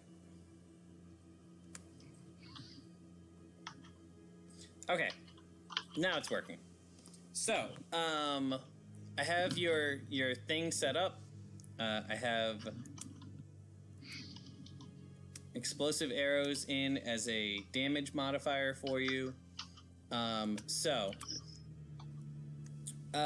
From Gimble's current position, it would take you a full minute to run up to here. You could run about halfway, but then there'd be a building in your way, and you wouldn't really have a clear shot at anyone. I went there. If you ran there, you would have a shot at one of them. If you ran maybe here, you would have a shot between these buildings, and you could hit a few of them. What do you think about that? Yeah. Okay. So Gimble runs halfway, and then I will say you can get one shot from here, and then you can get like up to here, and you'll get a couple more shots during that time. So I think you can get... how many explosive arrows do you have? I have 3 explosive arrows and a flaming arrow. Do you want to use all of them now? I'm going to use 2 flaming arrows, or 2 explosive arrows right now. All right. Then do 2 attacks with the explosive arrows on, then turn off explosive arrow, and do your remaining attacks. Sorry, you can get a total of 5 attacks during... Oh, actually, you can shoot twice per turn. I also need to start making you... No, never mind. You know what? I'm just going to try to do... I'm going to try to do as much damage as I can and fire all the arrows I have. All the explosives? Oh. Yeah. Is there any structures nearby that'll get damaged and fall on them? You know what? I'm going to go ahead and save you some trouble. You shoot your first explosive arrow, and you're going to find that they are not packed tightly enough to be getting other people in the explosions. So, after your first one, you might make the decision it's not smart to shoot the others. You can keep shooting them, and it'll like really pile up the damage on that one person, but there might be better situations to save them for. Yeah. What do you want to do? I'm going to position myself to this on the top of this building. Okay.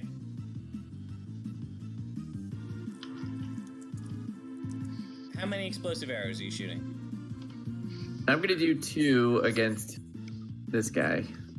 Okay. And 1 flame arrow? Yeah. I'm going to leave 1 for later. And then you can get 2 more. Like, you'll have enough time. Actually, because you can shoot twice per turn. No. Sorry, crossbows you can only shoot once per turn. So you'll get a total of 5 attacks. So you get 2 explosive attacks, 1 flame attack, and 3 normal attacks.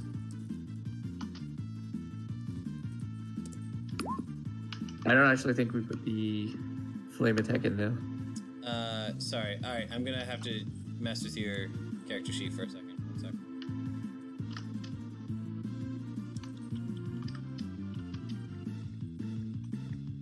All right, flame attack is just plus 2d6, so it'll be the same as explosive statistically.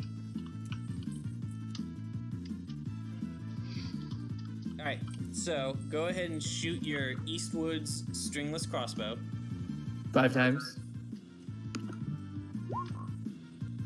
Yes. Sorry, only 3 times with the damage modifier on. Then turn the damage modifier off for the last 2. Very good. All right. 1, 2, 3. Oh wait, how many of these hit? Sorry. 3. 15, right? Or, I'm sorry, 18 was the AC? 18 is the AC. So He we'll rolled say- one that was 20, 21, and 25. Cool.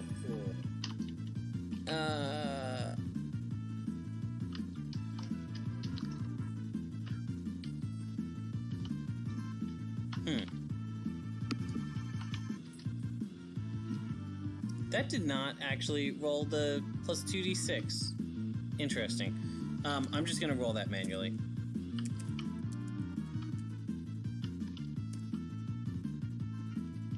Okay. So 20, 31, 44 damage throughout the turn.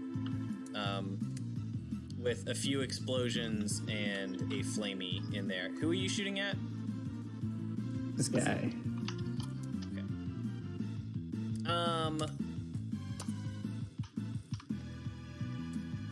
Alright, you kill him. He's dead. And then you have a little bit of overflow. Who's your second target?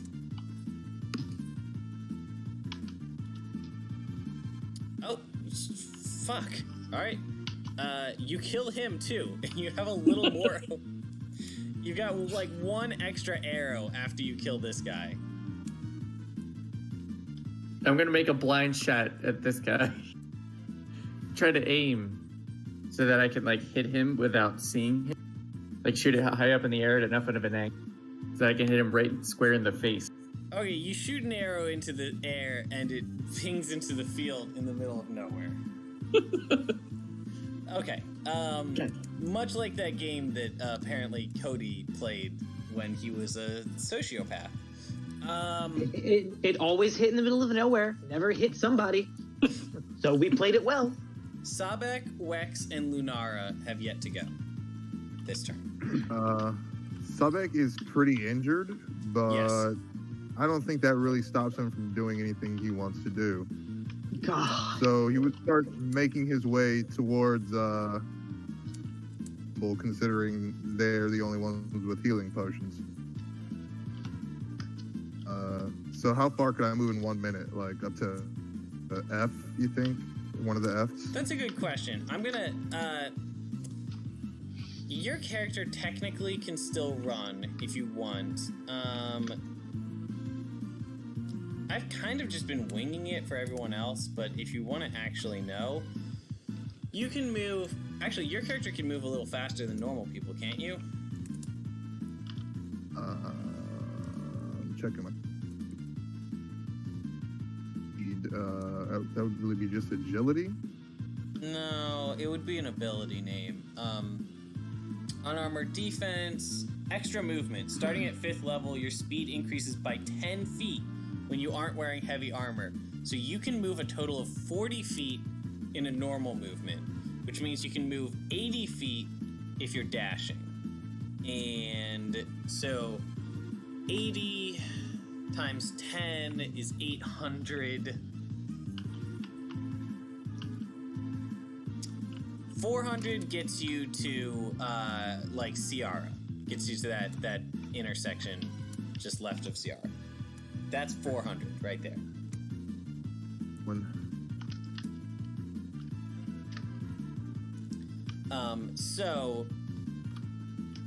You easily can get to either Ciara's group or Wex and Lunara's group with some time to spare.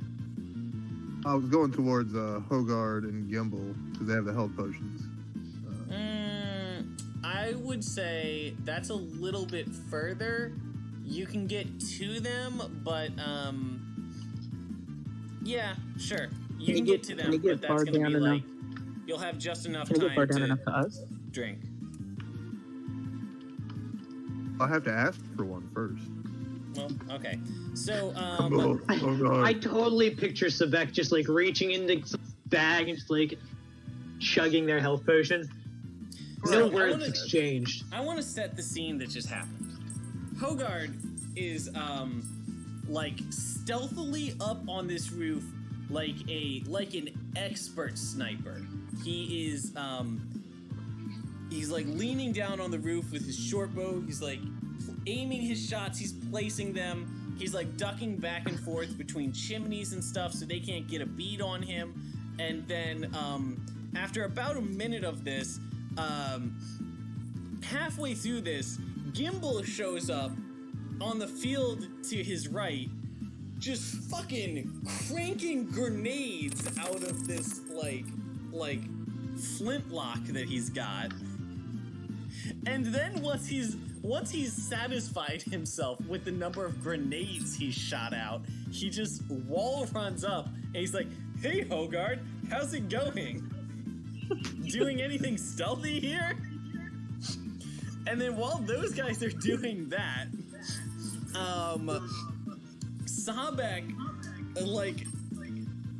just covered in blood, tatters of flesh hanging off of him, just crawls his way up onto the roof, and he walks over to you guys, and what does he say, Sabek?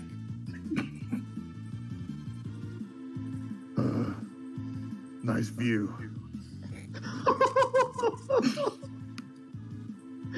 Best Like answer. you could use a drink.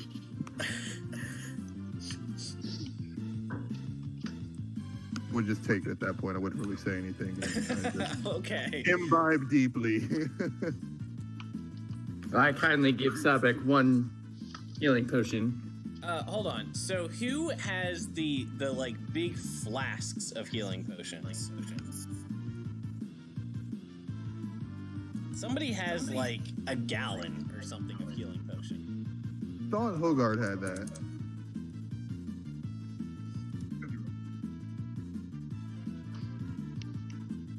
Sorry, I had my phone muted. Hogard does have the gallon-sized healing potion, so I'm going to drop one down from the roof.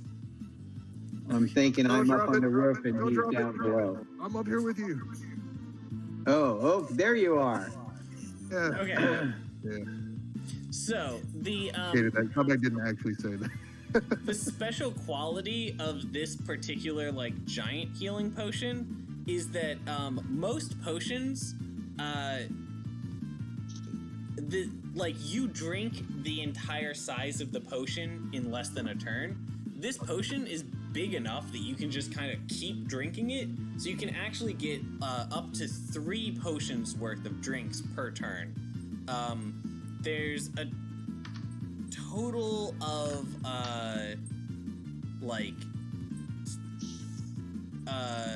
56 doses between the 3 potions left.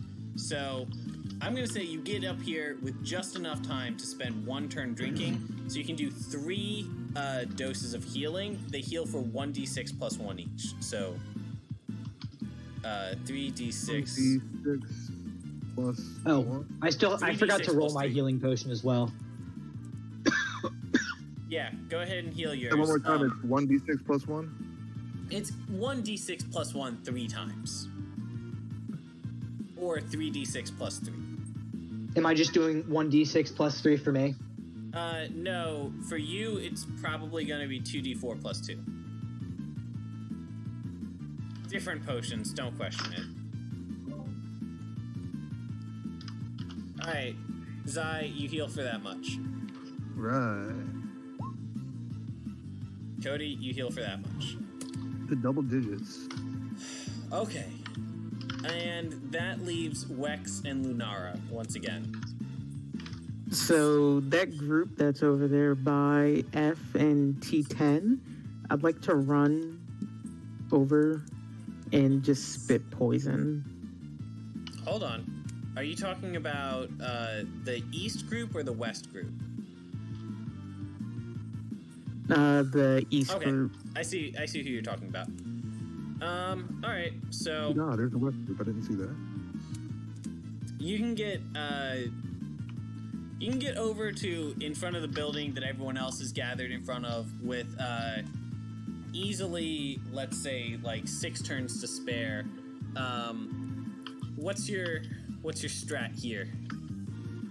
My strat is to lay down some poison and then throw off some. Well, not quite magic.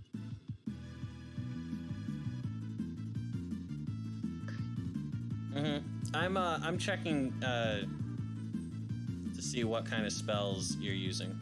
Yeah, that would be Eldritch Blast. I'm not sure if I have the distance to do that. Oh, Eldritch Blast has pretty good distance. It has like bow type distance.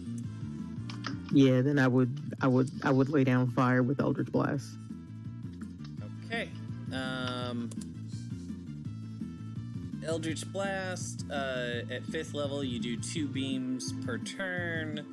It has a 120-foot range, so everyone that you're attacking is probably within range. Actually, that might be worth figuring out. Oh, nope. 120 feet away from you is... This building is 120 feet away from you. These 2 are dead. So you'll probably want to get up to like here if you want to be able to shoot people. Which that's gonna take let's actually measure this out. Moving 60 feet per turn. That's 2 turns. That's 2 turns. So, with 6 turns remaining, you could be here. That sound good? Okay. Yeah, that's perfect. And then you've got 6 turns worth of pew-pews. Should I just roll 2 of them and you'll do the math for the 6 turns?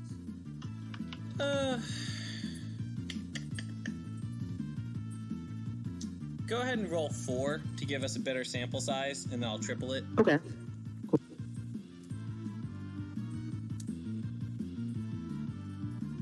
First 2 missed. 3rd one hit. 4th one missed. 3rd one's a critical, right? 3rd one is a critical. Ooh, So, critical. Are you cursing them? No. Keep in mind, if you curse somebody and you kill them, you can summon your specter off of the corpse.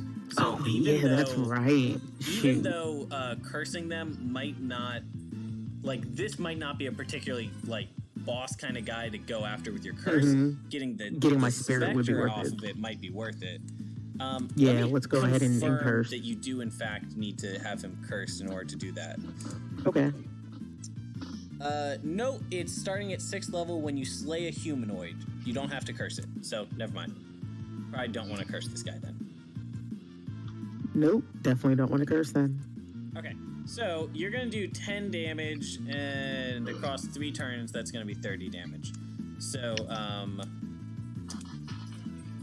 north guy or south guy? North guy's damaged a little bit. I'll do north. Alright. And that's gonna overflow, he dies, and you can put some damage on south guy. Cool. Okay.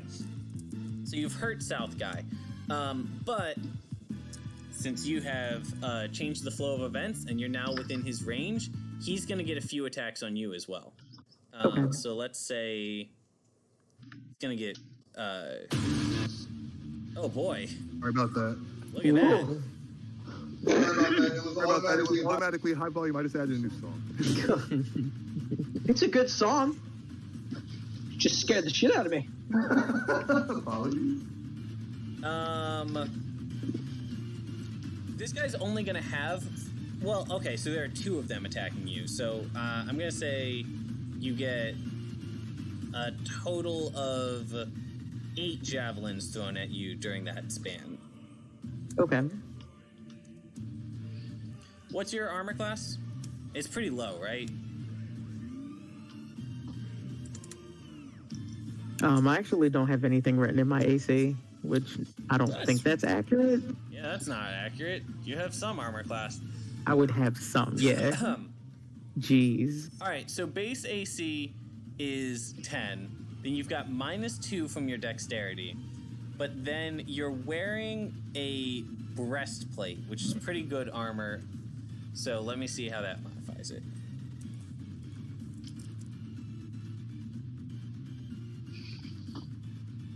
Armor. Breastplate does a base of 14 plus dexterity. So you have a total of 12 armor class. Cool beans, it's in there now. Yeah, no, I know it's not great, but it's better than 0. Yeah. It's better than 0. So 3 of these hit you, 1 of them misses. So you're going to take 10 plus 6 plus 7 is 23? 23 damage. Ouch. Okay. But you killed 1 and you heavily injured the second. Cool beans, huzzah. Alright. That leaves,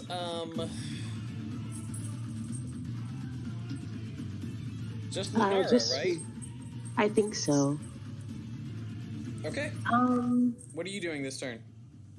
Oh, by the way, since the during the trip back, you had time to fully heal up your giant baby raven, baby giant raven, and it is now fully healed, capable of fighting. It can fly again. Vanitas taught it how to fly. Yes. Oh. And let me go over some of the special abilities that it has from its bond with you. First of all, this is not from you specifically. This is because ravens are pack hunters. It has advantage on any attack whenever within 5 feet. Basically, whenever it is fighting alongside an ally. Whenever there's another ally in combat with it, it has advantage on attacks, which is pretty fucking dope. Okay. Other thing to be aware of, the bird and you share your turns. Share your actions. So you can each move once per turn, you can each react once per turn, but all of your actions are shared. So if you want to like cast a spell or drink a potion or do something that's like a full action, then it doesn't get an action that turn. If you want to attack and you get 2 attacks per turn, it theoretically can do 2 attacks per turn. So it can attack twice, you can attack twice, or you can each attack once. Okay. And however, to help that out,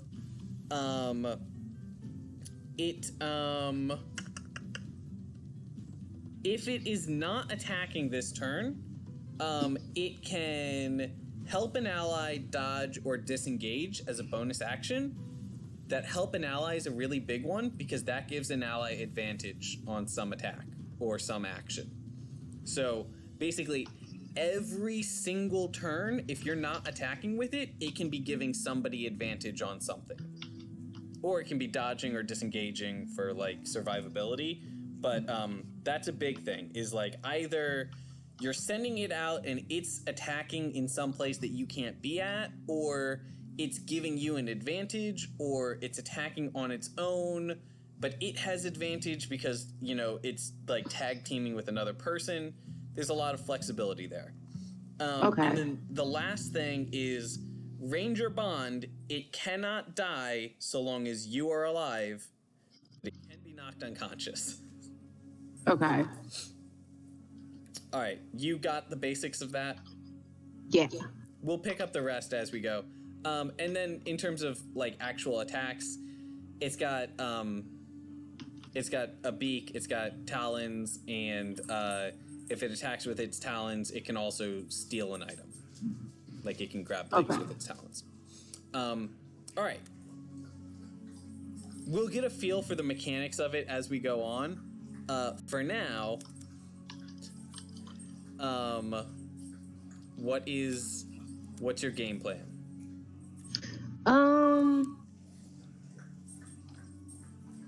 How close can I get to T9? All right, interesting question. Does your character have anything that increases your move speed? You would have an ability that says like extra movement.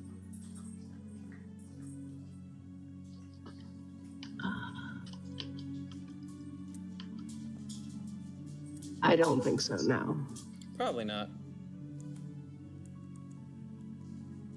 No, not that I see. I just have like stealth modifiers and such.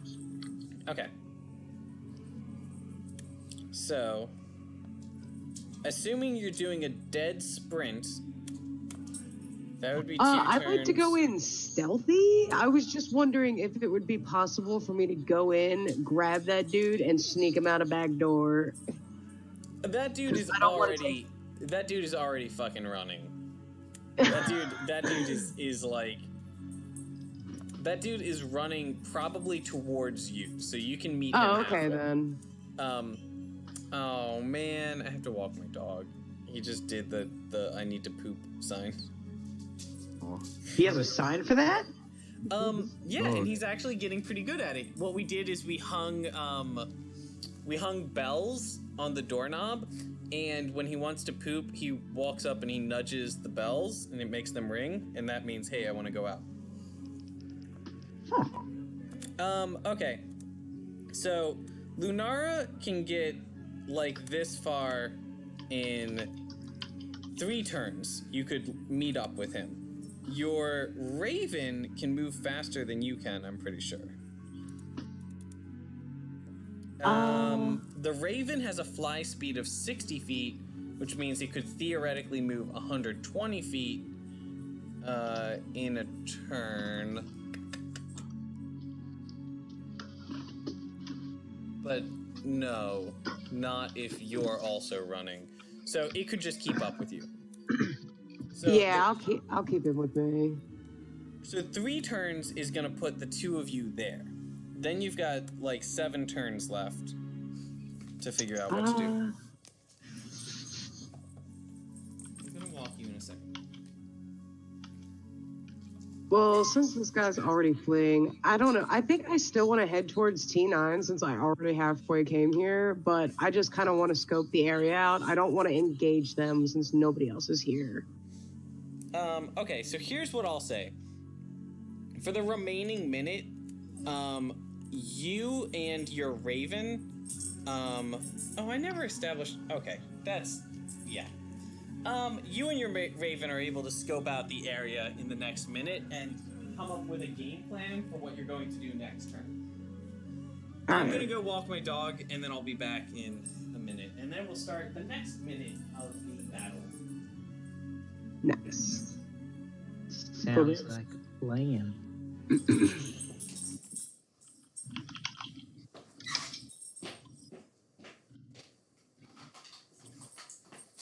Cody. Yo. Can you delete stuff from the jukebox? That is a wonderful question. Okay, to the Google machine.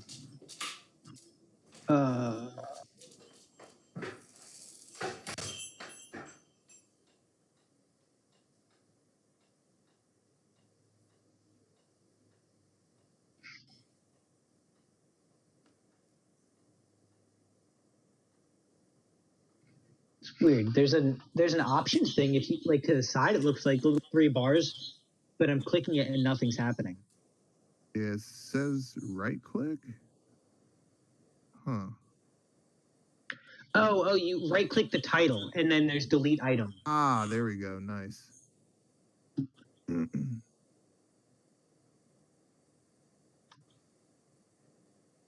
While he's walking his puppy, I'm gonna go to the restroom.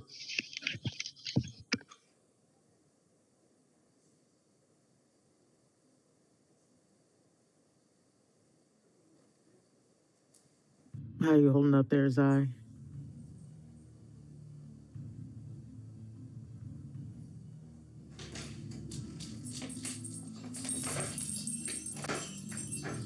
You able to hear me, Mikhail? Now I can. Okay. I said I'm doing fine, and said, "How are you doing?" Pretty cool. You know, just trying to deal with these orcs. Also trying not to die. Okay. Been looking for some good epic fantasy music. So, I'm back. Two things before we start the next minute. On a practical note, Sabek, you drank some strong dragon's blood. We need to establish how that affected your addiction before I forget. I already increased my addiction level by 2. It looked like that would be the effect. So I just kind of eyeballed it. That's pretty close, but it's there's a save involved. Addiction. I was at a level 1 when we started, when this fight started. When you use weak blood, roll a Constitution save against a DC 20 minus addiction level. On a failure, addiction level goes up. When you use strong blood, addiction level immediately goes up by 1. Then roll con versus 20 minus addiction level. On a failure, addiction level goes up by 2 additional. So a total of 3. You passed. So you only go up by 1 addiction level today. For now. If you choose to use more, it might go up some more. That's the real kicker with the fact that the rage only lasts 1 minute, is you can actually drink another vial in as like a quick action that doesn't use your turn, but doing so has another chance of increasing your addiction level. So if you really just if you're in a really long fight, you just keep slamming dragon blood, you could really fuck yourself up in one day. Okay, so question number 2 was, what do you guys think about the pacing of this minute by minute approach to doing a battle rather than doing turn by turn? I like it. It's good. Keeping track of enemy health, but other than that, seems to be working just fine. Yeah. Okay. Cool. Yeah. I mean, I wasn't quite sure what the best way would be to handle dozens of enemies and this huge area, because honestly, if we were doing turn by turn, then I feel like it would be one person is I attack, and then the other person's turn is I walk 40 feet. And then the other person's turn is I attack. And then it's I work 40 more feet. And it's 20 minutes later, it's I finally reached my destination. I think minute by minute speeds up some stuff like that. Especially with a town landscape. Yeah. Lunara, we're going to start the next minute in a second. For the remainder of your minute, you basically have free reign of the area around T9 in terms of where you want to put yourself, and I will say that between your scouting ability and your Raven scouting ability, you can see the location of all the enemies, and you'll have just a good feel for them as they move later in the turn. Okay, good. Remember that the side of this building that is facing you guys is totally bashed in. So this building essentially has 3 walls to it, and the side you guys are facing is just open space. But those other 3 walls are still there, so you have a lot of cover from that. Okay. We're starting the next turn. Let me check my notes on what happens this turn. All right. That happens.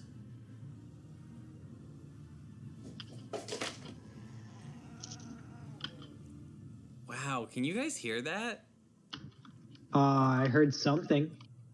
Oh, one of my cats is bullying my other cat, and he's real pissy. Oh no, I thought I heard like something land like falling. Oh, that also happened. Yes. Oh yeah, that's all I heard. Okay. Yeah, this is good. Okay. So once again, I'm gonna start with all the enemies. Or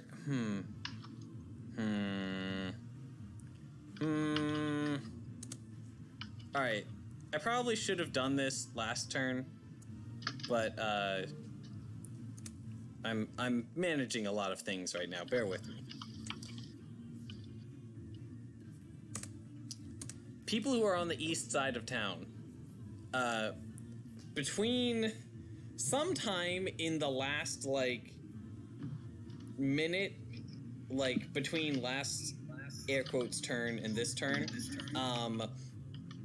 you saw two massive 20-foot tall giants approaching from the northeast of town from the same direction that these orcs came in from. One of them is hefting. They both have these big flat-topped great swords that they're like holding up against one shoulder. In their offhand, one of them has another boulder in their hand that they're like bouncing up and down in their hand like one might with like a baseball. And the other is holding a some kind of giant-sized like wand or something that they're kind of panning back and forth as they walk forward. So like a normal-sized person staff. Yeah. And on either side of them, there are these two forces of like flaming dog things, kind of. Okay. Those are approaching. Now, we're going to start the turn. Unless anyone has any objections, I think that the orcs go first. This isn't really an objection. It's more of just like a general question to the party. Do you think we'll be wrapping? 43. Do you think you'll be what? Wrapping up soon. Yeah, like if we push in another turn, do you think we could wrap sometime soon? Because we're pushing on 11. I lost track of time. Wow, this took longer than I had not It's a realized gigantic that battle, much time had so. happened. Yeah, this is turning from like small scale battle to, man, I really should have summoned some methods. Oh yeah, no, I mean, you yeah, still can. shit is hitting the fan. Yeah. For sure. I mean, if okay. need be, we could always just separate the battle into 2 games. No, I think that is what's happening because I don't think we are close to the end of battle. Yeah. I will go ahead and tell you guys just to give you a feel for like where I'm at. I have done. You guys already could tell that I was like checking my notes between turns. I had planned out 6 minutes of events that happened, and we are on minute 3. So we are about halfway through what I have planned of the level. This is where the JoJo's Bizarre Adventure to be continued shows up. I think Fine by this me. is I have to say, I think this is a really good to be continued point. Yeah. Just like giant fucking devil dogs walk up and we're like dun dun dun. Yeah, you've got 24 or you've got a dozen devil dogs approaching town. You've got 2 20-foot tall fire giants. You've got 2 armies of orcs approaching from like pincher style, closing in on the town, which would be a third if Sabek wasn't a total badass who killed all of them in one turn. and you guys are stuck in the middle of this. So I think this is a really good stopping point. Thank you for put that in. That was perfect. And next time we can jump right into the battle. So Yeah, totally. I think we'll get a lot done next time. Yeah. All right, Yeah, guys. I agree. I think this might be a good stopping point. Fine by me. All right, y'all. This is great. Okay, so oh my god, I didn't even see the meme that just showed up mid-game. Amazing. What, the flailing arms? No, the Oh, wait. Wex and Lunara stealing their stuff. Oh, Yeah. that's gold. Oh, I didn't see that either. Okay. Okay. So, yes, we'll wrap it up here, and next time we will pick up mid-battle. I can't wait. Yeah. Well, and we can think about it in the meantime. All right, Yeah, guys. this is- Good night. All right, good night, Good everyone. night. See you guys. All right, y'all. Night. See ya. Yeah.